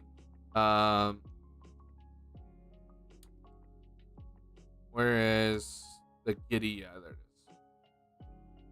So I talked earlier, so on the previous play where we saw Zach go in for a layup off that Kobe White kind of new look of play or a set for the Bulls. So here's another play where there is screens that kind of come out of nowhere for the Bulls. So this is good. Like, I think this is a really good thing for the Bulls to continue doing, because one team that have done this really effectively throughout the years has been the Boston Celtics. The Celtics, when they had, even like when Daniel Tice was with them, and they still do it now, but I always remember watching Daniel Tice be like a really good guy at doing this. But their big men would they'll set like a screen and roll at the top of the key, and then they'll run down and basically set a screen in the middle of the paint. Let's watch this play here. So he's get the ball. It's a screen and roll between Vooch and Giddey here. Keep in mind these are the two bigs for the Cavs, so it's gonna be Allen and Mobley guarding this pick and roll. So you see here they switch it. So now Vooch is gonna run towards the paint off the switch, and as Vooch runs towards the paint, watch what he does. Okay, he seals off Mobley, which then basically kind of seals off Allen, and this allows Giddey to get an easy layup. Now I will say I give props to Giddey because he was able to kind of break down Jared Allen pretty effectively here. I don't know if just Jared Allen just was not expecting this or whatever, but he did break down Jared Allen pretty effectively here. So this is not all just like Vooch setting a screen. Like, this is also Giddey doing a really good job of taking a one-on-one matchup and breaking it down. So props to Giddey. I think that this is a really good sign overall. Hopefully he can continue doing this. But that little screen, that little extra screen by Vooch in the middle of the paint where he's just basically sealing off Mobley, which then also screen Allen. That's cool. Like, that's something that Daniel Tice would do all the time with the Celtics, and the Celtics still kind of do with Al Horford now. It's just an effective thing to do. With the way that with the spacing is, like, if you're able to kind of seal off a guy in the middle of the paint, and you're obviously not getting a 3-second violation called on you if you time it right. It opens up just layups, and I think obviously we'll take layups any day of the week. So continue doing this sort of stuff, like these little extra screens that are kind of being set in like random places, middle of the paint, or like kind of at the free throw line or something, like the elbow by Kobe. That's something that can continue just to help this team in their offense. Billy has shown me some level of offensive creativity that I've been expecting from him. He just, for some reason, when DeRozan was here, he just didn't want to run it. He just kind of put all faith in DeRozan and just was like, yeah, we're just going to let him do everything. We're not going to get creative with it. But now that we're not doing that, and it's obviously a little bit more team-centric offense, we're seeing some more creativity from him, and I appreciate it. Now, I will say, is it really him? Is it Wes Unseld? Like, I don't know. Maybe someone else has come in and like actually sparked the Bulls just their offensive creativity, and I'm happy that that's the case. But either way, I'm just, no matter what, moving forward, I just want to see this sort of creativity, especially when you have like better players, younger, better players that should be kind of like your core moving forward. Ideally, Buzelis is it's gonna be kind of involved with this stuff moving forward. Glad we lost with 6.7 blowout. Shows the growth are not far off. Yeah, I could obviously live with this loss there, where, like you said, being able to stay in the game against obviously the undefeated team right now is a really good thing.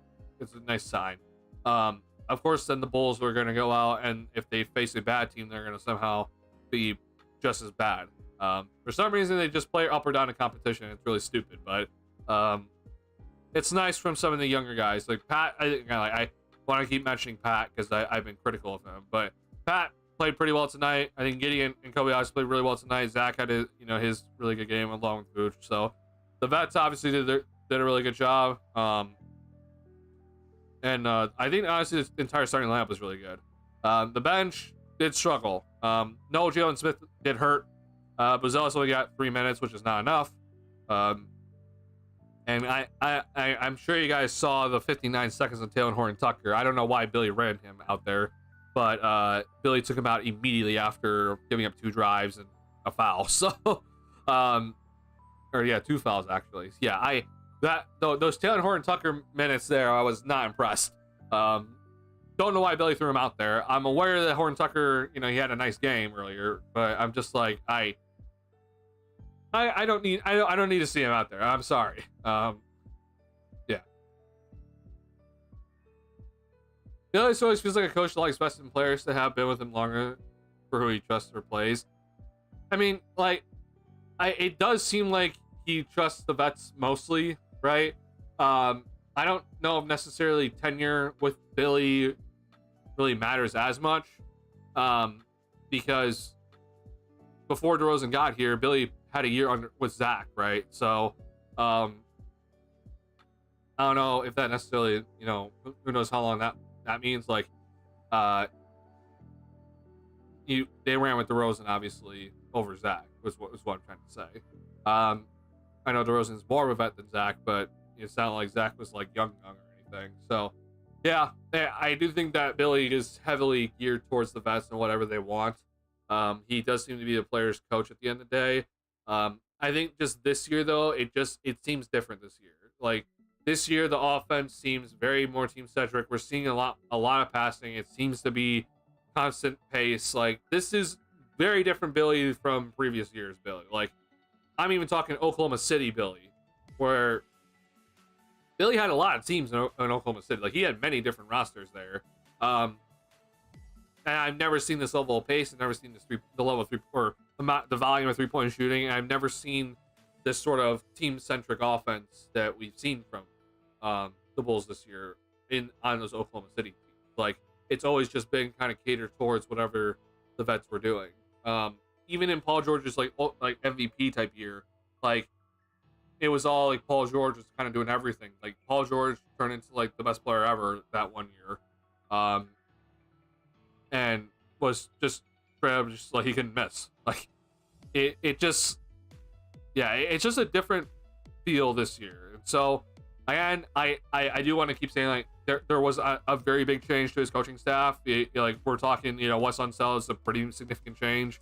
And I do think that is significant to look at, but Billy may have had a look in the mirror. And so I still am critical of some things, like not enough minutes for Buzelis, and I do think that I'm not going to get too critical of defense, but some of the sideline out of bounds plays have not exactly been great, especially late in the game. But I do think that it has just been an overall better year for him from previous years. Still, though, there have been some decisions, like you can even say in this game, where some of the lineups out there, you're just kind of like, what? And that leads me down to the next point, which is what we're going to be watching here, which is the Bulls trying to figure out the zone defense, which is kind of also on Billy. That where the Bulls kind of need to figure this part out, but they really haven't figured it out.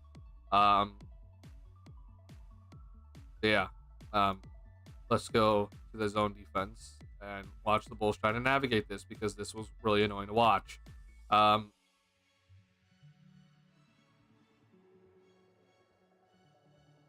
Sorry, hold on. I'm trying to figure out.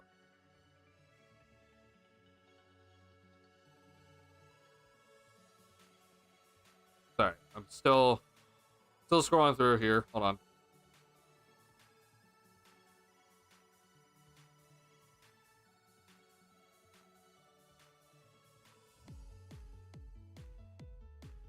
Okay, let's just watch this, because this is definitely one of the zone possessions for the Bulls here. Okay, so keep in mind THT is in. I don't know why. I don't understand what Billy's thought process was here, so this is why I'm critical of him. I'm sorry. I had to take this back. I do apologize. Sorry, I'm gonna keep pausing this and doing weird stuff just to make sure that I don't get the copyright bot hitting me. So let's look at this. So this is, I kind of like to see this view every now and then, because it's not like the side view of like, oh, we can see all this and that. Like this is kind of what THC is kind of looking at, right? As he comes off the floor, like you're seeing two guys. This is very clearly a 2-3 zone, by the way, if you're wondering. Like this is 2-3.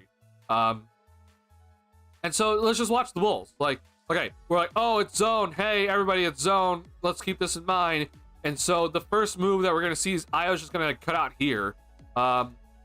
And I just like, what's the game plan, guys? Like, okay, THT picked up his dribble, so like he's basically useless at this moment. So yeah, the zone defense covered up to these two guys out here, but the ball's here. But he picked up his dribble, so it's like he's useless at the moment. So your action basically was worthless because now the two guys up top can just cover the two guys without the ball. So you throw it to Pat, you throw it back to THT. Now it's like, okay, wait, we can potentially run something here. Now the zone defense crushes onto THT. You're gonna probably throw it. No, you throw it back out to Kobe. You see Julian Phillips cut down baseline, and that's still incorrect. Ball gets loose. Then you run after it, and then somehow Io gets free throws out of this because he chucks up a shot here, and that's a foul called. Like, this is just stupid. Like, all that was just ridiculous just to watch. The Bulls had no plan to attack that zone defense. It very clearly, guys don't know what to do. So sure, like, this is as much as I've just talked about how Billy has been better this year. This is an area where it needs to get, like, the Bulls need to figure something out because this just can't continue to happen. And this lineup out here are already where we talked about THT, Patrick Williams, Julian Phillips with Io and Kobe. Like, I know that they all can hit the three, but Phillips and THT are less known with 3-point shooters, right? And Io's been struggling from the field. So there is just a serious lack of spacing with that lineup out there that it makes playing against the zone defense that much harder. So let's watch the next possession where the Bulls are going to bring the ball up the court and they're going to face yet again a zone defense. So automatically here, it looks like initially man, but you can see very quickly, oh, we're back to zone. See, we're now right at this moment in time, we're back to zone. So these two guys are up top, and you have the three down low. Okay, so we're back to zone defense. We're gonna throw it to Pat in the middle, which is the correct decision here. Now, immediately what I'm looking at here is Terry needs to go baseline, and you can automatically see Georges Niang is very concerned about it. Like, oh crap, I gotta run baseline. However, right, the problem in my opinion that I'm looking at is that Phillips also cut, so like the spacing's gonna be screwed. Phillips needs to run out. Okay. That he needs to clear out as quickly as possible. Instead, though, Pat tries to go up for it by himself here, and it doesn't end up working out.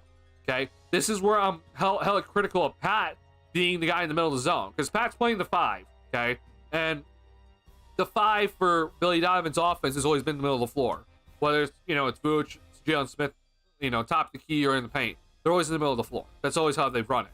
So Pat right now is just being that middle of the floor zone buster, they like to call it, and you throw the ball in the middle of the floor against the zone, and hopefully that guy can either score or he can find the open man. He's just going to make the zone rotate, and you'll be able to kind of find open guys off of it. The problem here is that you're putting a guy that is not known for his playmaking or ability to take someone off the dribble or shoot off the bounce. Like, you're putting a guy that does not have the skills to do this in a spot where he has to do that sort of stuff. And the last thing I want Patrick Williams to honestly do is just try to dribble. If he's dribbling to go finish something, fine. But ideally, I would like to limit his dribbles because he's doing inconsistent with the dribble at the moment. And so you're throwing him in a spot right here where he has to try to make a decision whether I'm going to go up and try to score this myself, or I need to pass this to Julian Phillips, which is probably honestly the correct decision. It's just a lot of it up to Julian Phillips at the moment. But you see where the spacing is kind of screwed here because Julian Phillips is like, oh, I'm going to play baseline. He probably needs to be out here after this initial action doesn't work. But Terry can't really cut right now because Phillips is in the lane. So everything's just kind of screwed up at the moment. But then Pat tries to go himself to try to score this into 2 defenders, and he gets blocked by Dean Wade out of all people, which is not a shot blocker for one. Like, the zone defense by Atkinson with this small lineup completely killed the Bulls. This was the major turning point of the game. Again, major props to Kenny Atkinson for doing this because I know a lot of coaches wouldn't have the balls to go out and do something like this, especially when you're 11-0 or whatever. Like that, this is a serious like gutsy move to go out and put out there, especially when arguably one of your best players is a 7-foot center or 7-foot 2 center or whatever, or forward, that's had a pretty decent year so far. Like, it's a gutsy call. Not to mention that it's a all bench lineup out there. Like, you don't have a single starter out there with them. Like, this is a really gutsy call. And it put the Bulls in a very tough position. The other issue here that you're probably also noticing is that between Phillips, Terry, and Pat, okay, the three, let's just say front court players, right, in this current lineup, who is the best guy that can make decisions with the basketball out of the three of them, right? Because if you're kind of thinking about it, they're all pretty limited. So the guy that you would probably honestly give the ball to out of the three of them to like make decisions would be Dalen Terry. But we've talked about his limitations on his chin already. Like, he's not going to go up and finish something consistently. The one thing that he'll probably give you, though, is the passing, right? He'll give you, like, if a guy is open on a cut, then he'll be the guy that can pass the ball effectively. The Bulls right now, though, as they're kind of constructing, we all kind of predicted, right? Your playmakers are all in the guard spots, right? Your two playmakers at the moment are Kobe and Ayo, but the zone is basically trying to neutralize those guys from being able to penetrate the paint, right? So you're forcing the front court players to be the guys to make decisions with the basketball, which is a scary thing to think about, especially because it's Patrick Williams, Julian Phillips, and Dalen Terry. Julian Phillips does not have much of a dribble package. Pat has his dribble issues, and Dalen Terry, we've talked about his limitations, but he's probably the best dribbler between the three of them, which is not great. So it's putting guys in a really weird position to try to figure things out. And this is where I've been saying, where it's like, instead of having, your two playmakers up here at the top of the key being neutralized by these two guys, right? Maybe instead, let's bring Dalen Terry out to the top of the key. Let him like bring the ball up the court, and I'll put Ayo in the corner, and then I'll have him flash to the middle of the floor. So then Ayo's instead the guy making decisions with the basketball if the ball's thrown to the middle of the floor, right? So that's kind of where I'm like looking at this. Instead of having your two guards kind of out, near the like very much like out on the perimeter, top of the key, way out there by the half court logo. Instead of having them out there, have them kind of get involved, where you bring the forwards out to the perimeter, and you put the guards kind of more in the middle of the floor and see if they can figure out ways to finish. Now, that also being said, I would want my center playing baseline, okay?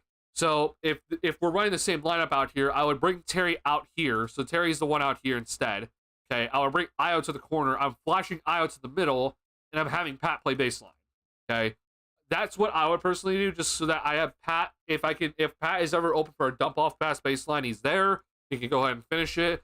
I'm also making sure I'm not putting Pat in a position to go on trying to play make and make decisions with the basketball. All he has to worry about is just finishing, right? Ayo then, or Kobe, either one. Ideally it's Ayo, because Kobe's your three-point shooter, right? They're the ones that can make decisions with the basketball. They have the better ball handling skills. And if they ever see the defense move and shift, and the guy's open, they'll find that guy pretty quickly. Not to mention that Ayo is also when he's right, and it hasn't happened this year so far, but when Ayo is right, he is a pretty good finisher in the paint, right? So you're putting guys just in better spots to just be more effective within the zone defense. Reason why I'm bringing this up, and I'm not talking like, when Vooch is in the lineup, because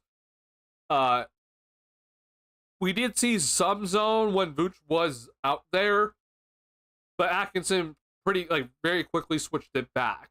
So I don't really expect the Bulls to be facing as many zone defenses when like someone like Vooch is out there, or especially when Levine's out there, because Levine is also a guy that can seriously bust a zone with either just his shooting or his explosiveness to the rim.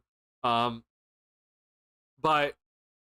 when it's this sort of bench unit out there, mixed unit out there, where you don't have Vooch out there, so you don't have like your best scoring big man down low, and you're having guys at the forward positions that aren't exactly great at the basketball, and obviously Giddey's not out on the floor to make those great passes. You might see this. Like, this might be a thing that opposing teams have kind of figured out, like, if the Bulls don't have certain players on the floor, which Billy tends to like to keep Zach and Vooch on the same rotation, then maybe kind of run this sort of thing. As good as Kobe and Io become, it's putting this sort of zone defense puts stress on the other guys who don't have the basketball in their hands a lot. So it's a smart decision overall to do so, and I give Kenny Atkinson a lot of props for doing it. Obviously, when you kind of think about other teams that have like these forwards that are pretty with the basketball, like it's not going to be as effective, right? So whenever I've talked about with Giannis, like, if you have a Giannis, it really helps a lot because they already have the basketball a lot. They're a forward, like they're just going to cause havoc. Um, having a guy like Embiid also really helps. Um, Bulls don't have that, obviously, so they don't have like forwards out there that are comfortable with the basketball and making decisions. Playing zone against the Boston Celtics sounds like death because they all can make good decisions no matter who's out, who's playing what position. So, yeah, just putting this out there. It's a fun thing just to kind of look at. But the Bulls need to figure out something because this is not when this was out here. Billy just didn't seem to have an answer. So yeah, there's a lot going on now. I can't visually show it that well through this sort of scope, what we're watching here, but something that has always been kind of like what I've looked at in terms of how you break a zone sometimes. And it's hard for me to draw. I can't fully show you everything, but so like everyone talks about putting the ball in the middle of the floor, and I understand that because like your goal basically is to try to involve this middle guy here who's protecting the basket. So like have to get engaged. If he is guarding a guy in the middle of the floor, then you can use back cuts to try to get an advantage over him. The other thing though that I have been seeing is, especially against the 2-3, is that you swing it pretty heavily towards the corner, and so you basically kind of see the defense like rotate like pretty quickly. So for example, Io gets the ball here, right? What then could happen is you swing into Terry here. Pat comes to this sort of like elbow area.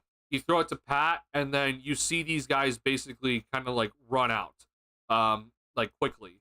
And so you're basically putting guys like you're trying to trick the defenders into like, oh, I got to cover this guy. Like this is my man. And so you just swing it to the corner quickly, have the guy catch at the elbow, and then you're able to swing it back quickly. That's kind of what I have been seeing as like another way to kind of break a zone. So maybe Billy needs to run a drill or something like that, where like you have guys running, a scrimmage 2-3 zone, for both sides of the ball, and just kind of practice this. Try to find the open gaps.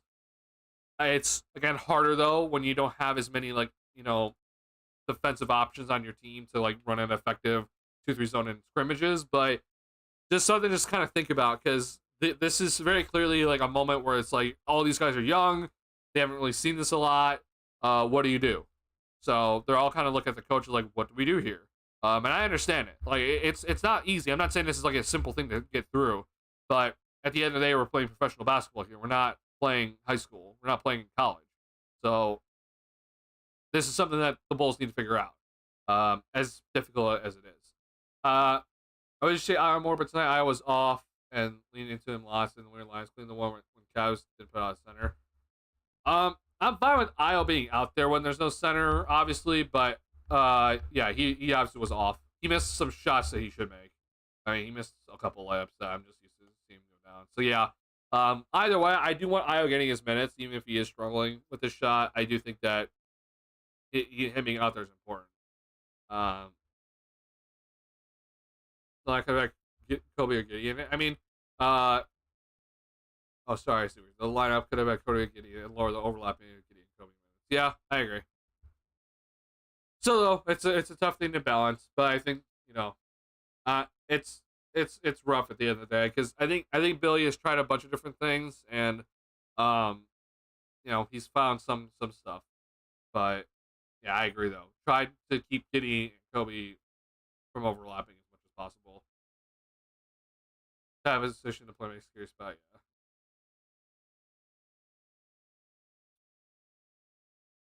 Pat center minutes are sort of why the Bulls need a third center option on minimum deal that nearly everyone has. I would even be okay with getting those spots over Pat center versus Cat smaller lineup. I don't know about that. I don't know if it's like we need like another center necessarily. Like, and like, oh yeah, because like obviously Jalen Smith is out, so you would have like the third string center playing in that spot. But I just kind of more so look at it as like there is just a better way to attack his zone instead of putting a guy who can't play make in the middle of the zone. I guess I can kind of see what you're saying, where it's like instead of having, you know, like the center, like the third string center being in the middle of the zone and working in that, and just having him like sit baseline and dunker spot, like I can definitely understand that. And maybe I'd be more open to that. But even that being said, I still feel like what the Bulls have here, they should be able to figure this out. Walker and Booz instead of Pat there. I kind of put Buzelis right now in kind of the mindset of like Cynthia with Pat, of like I want him just to finish and not have to worry about playmaking. I do think Buzelis has better dribbling ability and playmaking skills than Pat at the moment, but in my opinion, whenever there is this sort of zone defense, I want like the bigger guy or the guy with athleticism to be kind of playing that dunker spot, so that if there is ever a slight opening, they can just kind of lob it up there and dunk it home. Because we've seen this before, where I guess I see it more so in college, but a lot of ways to break the zone in college is that you put a guy who can just catch an alley up and slam it in the dunker spot, and so then you kind of swing it around. And then if at any moment like you see the middle man in the zone defense step up, you just throw the lob, and the guy in the dunker spot can just slam it home. Like that's a way just that we've always seen teams just kind of always break his own defense, of having that sort of guy there. So I would kind of put Buzelis in the same boat as like I would much rather just have him trying to finish, be in spots to finish instead of being spots to play make. Was this a lob threat feels to fit more than that's what I would personally do. Yeah, I would personally put Buzelis in the like dunker spot, or kind of either maybe do what Dalen Terry is doing here, of like kind of going back and forth between like dunker spot and like out on the perimeter, in the corner as a potential 3-point threat. Still though, ideally dunker spot as a lob threat would probably be the best decision. With the amount of guards this Bulls team has that are supposed to be the playmakers, I feel like there's enough guys where you can just like you can put Iron in the middle of the floor instead, and you know, bring Terry out here, put Pat here. Like it at least it works in my head. Again, I've never tested this. Like I don't have the players to go and test this with, but that's personally what I would think is probably best. And so then guys like Buzelis, guys like Phillips should be ready to finish plays instead of trying to create plays at the end of the day. Okay, cool. All right, y'all. Any last things we want to talk about before we go ahead and call it for the night? Plus, I thank you guys for checking in with me. Thank you for watching the stream. If you have not already hit the like button on the stream, please hit the like button. Helps me out a lot. We had over 70 people in the stream tonight, so I appreciate you guys all coming in on a Bulls loss, and still coming in and watching and seem to be enjoying the content. So I sincerely appreciate it a lot. Yeah, I'm glad you guys are all. I'm also seeing that even the VODs are still getting views. Like I'm seeing that people are actually watching the VODs even on the Bulls L, right?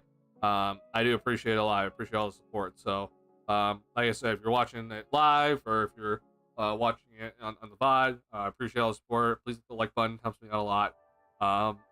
Any last things we want to talk about before I do end stream? I have a couple things I do want to say that are no longer, I guess, specifically Bulls related, but stuff is going on in the NBA that we should always be talking about. First and foremost, Chet Holmgren. If you're not aware, Chet Holmgren is out for 8 to 10 weeks, so that is something that is going to be something to keep track of. That sucks. Yeah, Holmgren landed pretty hard. I won't lie. The doctor that kind of does always the like he always kind of does the sports injuries and like kind of gives like an initial prediction of what it is. I agreed with him initially.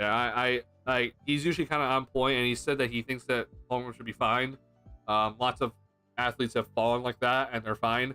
Homeroom though really is not fine. So yeah, I was a bit shocked to see that it's a pretty severe injury, so that sucks. Keep that in mind because right now the Western Conference is an absolute dogfight.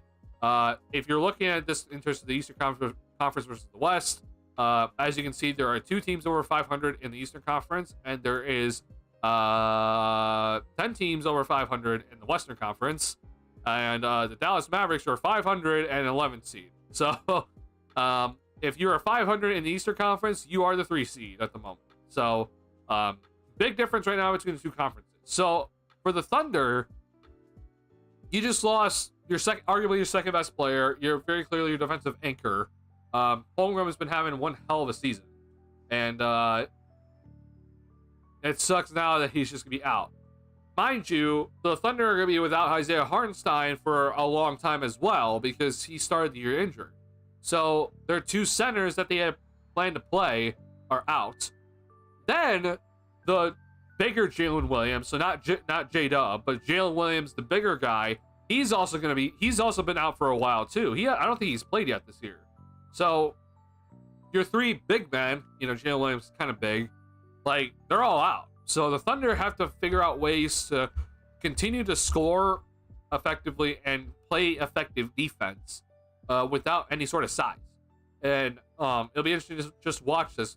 Dagnall is one hell of a coach, and if you want to go watch how the Thunder guarded the Clippers tonight and how they guarded Zubac, go watch Steph Knows. Go look at Steph Knows Twitter. Steph No basically spells like Steph Curry, and then N-O-H. He was kind of breaking down how the Thunder were guarding Zubac, who they were trying to post up consistently, which Zubac has had a pretty good year overall in terms of the post up, but the Thunder had a very serious game plan, and they have ways, man, even without the size. And so even without the size tonight and having J-Dub at center, quote unquote, they still won. It was on top of a 45-point performance by Shai Gilgeous-Alexander, but they have ways, So we'll see how long they're able to keep up with this, but it's gonna be interesting just to watch that. Because I don't know. That's gonna be just interesting just to look at as they try to figure out life without Chet Holmgren and with Isaiah Hartenstein. So no size whatsoever for the Thunder. As again, the Western Conference is stacked right now. Every game matters. So big win honestly tonight for them. No Kevin Durant for the next 2 weeks. Calf injury, so that's interesting just to keep in mind. The Warriors have been pretty good overall. Really happy to see it. We'll see how long this lasts, though. Their schedule has been kind of easy at the moment. Other news, though, the Pelicans are in hell. Zion's out for an extended period of time, probably going to miss 4 to 6 weeks. So no Zion, no CJ McCollum, no DeJounte Murray. You can't really get off to a bad start in the West because, as you can see, everyone is stacked up. So if you're the Pelicans who are on a 5-game losing streak after losing to the Brooklyn Nets tonight, you pull the plug already? Like, you're going to trade Brandon Ingram. Like, that was already set in stone because you haven't given him a contract extension, and he's in the last year of his deal. So you're going to trade Brandon Ingram. But, I mean, do you just pull the plug? Like, if I'm not going to lie, man. If I'm the Pelicans, I'm not feeling too great. Now, here's the thing, though. I don't exactly know what their draft pick situation is going to look like.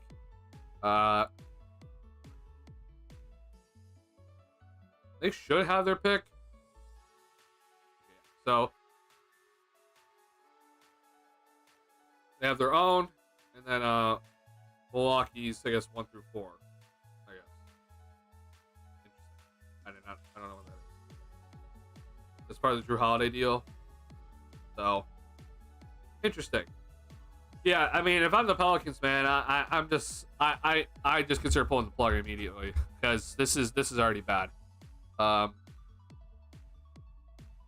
Hill is such a good dude. Yeah. If any other team was missing their centers, I feel like nobody would have faith in their coach to overcome it. Oh, I agree. Oh yeah, 1,000,000%. Yeah. Especially if it's like defensive centers, like how Holmgren is, and Isaiah Hartenstein's gotten better at it. Like, yeah, I'm not feeling great. Like, you're missing your defensive anchor and homegrown who can switch and do all these things. Not to mention that he's arguably the second best player.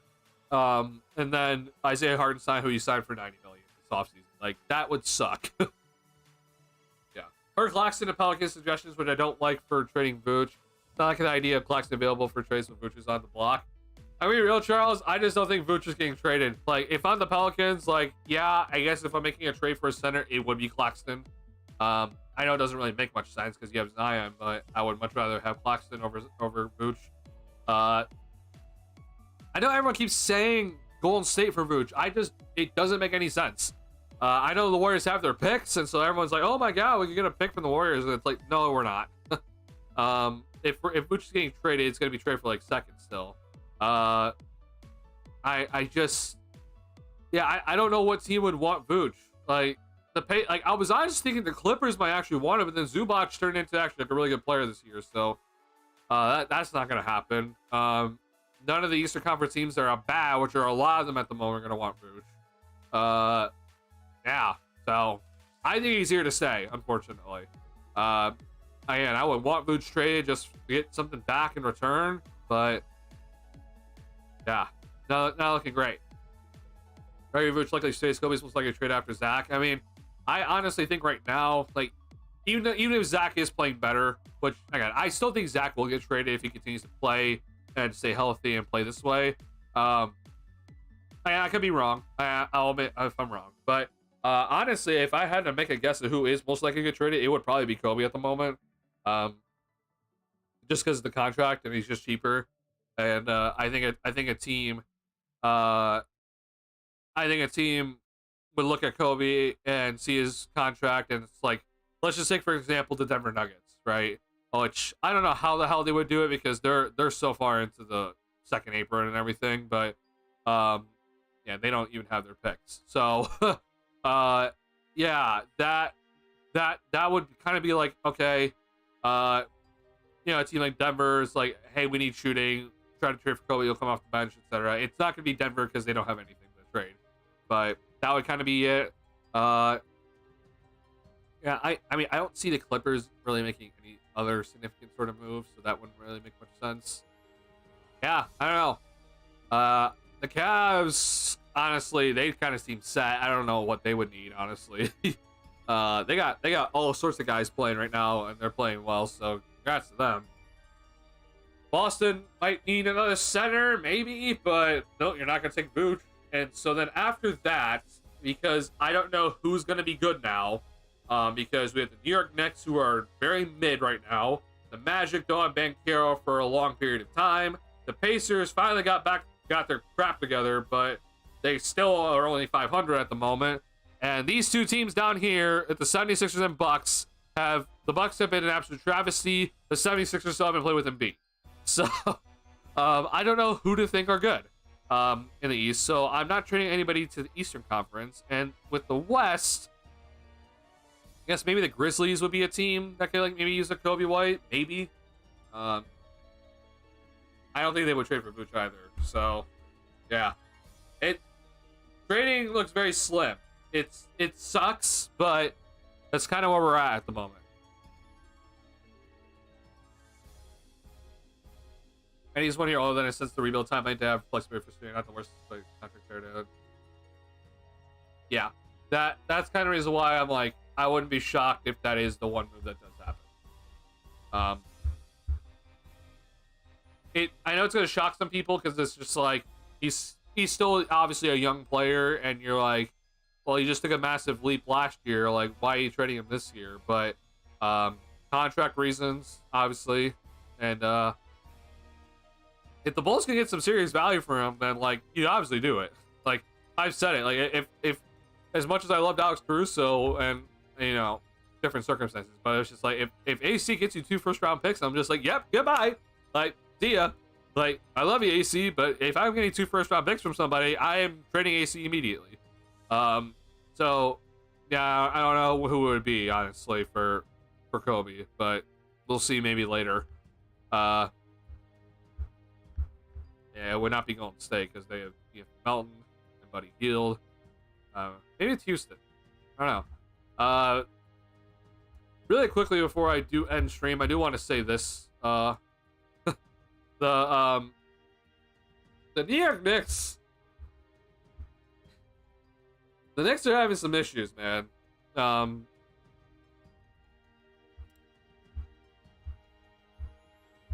So, I mean, like, again, it's early. They've played 9 games. Their plus minus differential is actually positive, so maybe I'm freaking out a little too hard. But they've had games so far where they just don't shoot enough threes. And unfortunately for them, because it's not like they're exactly the biggest team in the world, and Cat's more of a perimeter type of center, it's not like they're getting points in the paint like amazing. Actually, in this game, they actually had a ton of points in the paint. But, like, if you're not going to be a team that's going to be shooting threes, then you got to get to the free throw line and get paint points. But in this game, they shot 25 threes. Like, that's just not going to fly. I'm sorry. Like, you're just this is just not going to work, man. So I'm not here to like say the sky's falling from the Knicks just yet, but we're looking at a team that I don't know if they're gonna have the shot profiles to kind of do what they need to do. So yeah, just kind of throwing that out there. I mean, what happened in this game? So they took 47 in this game. So it just seems to just not be consistent. So they're just kind of like shooting a ton or not shooting enough. And their defense obviously hasn't looked too great, but in this game they only got 36 points in the paint. So it's like they can't get both to work on in the games they need. So I don't know. Just pointing that out there. Jalen Brunson also just doesn't seem like he. I mean, so far to start the year, I should say. I'm not gonna be like hypercritical of him, but he doesn't seem like he's kind of picked off from where he was last year, right? Like last year he averaged 29, right? So I know it's kind of like I'm being like, well, yeah, he's averaging 25, Duncan, but like we're talking about Jalen Brunson last year, like he was very clearly one of the like you could say like a top 3 guard in the league. I don't know if I would have him 3, but he was very clearly there. 25 points per game, like it's obviously not bad, but it's just not the same as last year, right? Like last year he legit averaged 29. So yeah, they gotta figure some stuff out. Goes up to find the star. How many years will that take to get them developed? Say 4 to 6, and Kobe's expensive approaching 29. I don't know how expensive Kobe would be, but I do agree about the timeline. I agree about that, Charles. I'm not that afraid about the expensiveness. I'm more so just afraid, like if the Bulls like pay him too much for whatever reason, and then like they think it always become an all-star, just doesn't become it. Like I just like I talked about the risk versus the reward factor with Kobe, and so like yeah, he's going to cost a lot more than Io. So yeah, it's not necessarily that I like. If you're wondering, like, oh, can the Bulls pay for all of them? They can. Like, the Bulls can pay for both Kobe and Io, even if they both get extensions. Like, they can pay for both. And I think they'll be fine. Like, in terms of money wise, but in terms of risk versus reward, though, of like, is Kobe actually becoming an all-star? That's kind of where I'm more at, and obviously the age being a factor. But just wasn't playing well when they traded for him too. It only made sense for Villa boys that they lost. Yeah. Knicks lost 2 lighter playmakers to Hartenstein and Hart. They also lost to Hart, and Kai isn't a playmaker to me, Norris Bridges. I agree. I think Bridges especially is not a playmaker. People really try to tell me that Mikal Bridges was better than Zach LaVine, and I'm just like, brother, like, I'm sorry. Like, I'm aware that, sure, if you're gonna trade, if the Bulls could trade Zach LaVine for Mikal Bridges, then they probably do just due to contract reasons. But like, the people that fell for Mikal Bridges, like his little streak of putting up like a lot of points per game in like 25 games or whatever, I was like, I don't think that's going to continue. I don't think he has the ability to be that sort of shot creator. Like, yeah, he averaged 26 points per game in 27 games, which is like, that was impressive. I was also impressed, but I was like, I don't think that's going to continue, and it has not continued, and especially now, it's not going to continue. And I agree that Kai is also not a playmaker, so I don't know. I don't know what the Knicks are going to do, honestly. Yeah.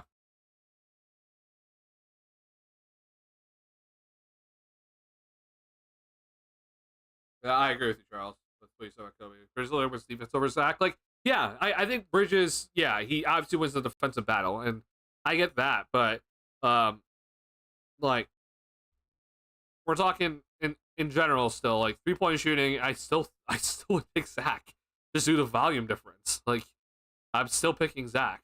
Yeah, like, I guess the overall field goal percentage, like, it might slightly go to Bridges, but again, it's less attempts, and he's not exactly creating his own shot. Defensively, yeah, you give it to him, but in terms of raw scoring talent, you're giving it to Zach. And I just, yeah, it's very interesting. If people just look at Bridges as so valuable, though, because he's like the typical 3-and-D player that can do a little bit more than just shoot and defend. And he's not getting paid as much. That's like the big thing. It's like, oh, he's not like hyper expensive. So like, everyone's like, oh my god, he's so valuable. I'm just like, yeah, I mean, like, if I can make sure that he's like the third or fourth option on a team, then I'm feeling pretty good. But if I have to like actually go to him and like try to be like, yeah, I need you for offense, or like, I need you to be the secondary ball handler on this team, which is what he is for New York, like, it's not gonna work. Like, what I need from or the way I look at Mikal Bridges, like, I want him in the OG Anunoby role. And in my opinion, the Knicks need like that secondary ball handler to try to figure out whoever the hell that is, next to Brunson, and they just don't have that. Like, I understand that the first option is Brunson, and the second option is Cat, so Bridges is the third option, but he has to be like the secondary ball handler on that team, and it just doesn't make any sense. He's gotten better in terms of his ball handling, but I don't need him to be that, you know. Bridges to trade next trade Bridges for Zach plus the first, then please. Yeah, I don't think that would fly. First off, money reasons, but I don't know if that makes their team better or worse, honestly, in terms of just roster construction, because their defense is already bad, but I guess they might need offense. I don't know. Maybe make them better. Honestly, it'll probably just make them better. Yeah, no, I'm saying that out loud just due to how things are looking for them. I worried about. I would just be worried about Zach playing so many minutes, but yeah, I don't know. It's just odd watching this next team under Tibbs play weird. All right, y'all. Appreciate y'all coming into the stream. Thanks for hanging out with me tonight. It's been a lot of fun. Bulls next game. Okay, let's see here. I believe it's Wednesday. Speaking of the Knicks, we're gonna be facing the Knicks. Cool. So of course, as much as I just just hated on the Knicks in the past 10 minutes, they're gonna beat the Bulls. So biggest thing though is just that under a Tibbs system, you tend to run slower. The Knicks are 30th in pace at the moment, which is insane. That just cannot happen. But they're 30th in pace. So two completely different styles in terms of how the teams play, and we'll see how this all works out at the end of the day. I think the Bulls are just going to lose this game. The Knicks still have all the more raw talent than should beat the Bulls. And I think my curse is gone. So what should happen should happen. But honestly, man, I won't lie. Like, the way that the Knicks are playing, bro, I shouldn't even say that. Like, if I'm going to just be real with myself, this is a 50-50 game. Like, if we're just being real, this is a 50-50 game because of the way the Knicks are playing. They're not playing well. Yeah, like, this is a 50-50 game. I'm going to say the Knicks win, but it's a 50-50 game because the way that the Knicks are playing at the moment, it's not good enough. It's just not good enough. You're not playing fast. You're not consistently shooting threes. You're not playing better. You're not playing as good enough defense, which you need to play on this team. Like, I mean, what are they? Yeah, there's 24th in defensive rating at the moment. Like, that's insane. I know the defensive rating is a little bit weird early in the year, but still, like, it's just that's not supposed to happen under a Tibbs system. So, yeah, I don't know. Odd. All right. But I'll see you guys on Wednesday. It's gonna be a 6:30 p.m. Central Time game, so 9 o'clock post game. All right. So everyone, be ready for 9 o'clock post game. All right. Appreciate y'all. Thanks for hanging out with me tonight. Thank you for listening to my ranting and my rambling. I'll see you on Wednesday. Peace.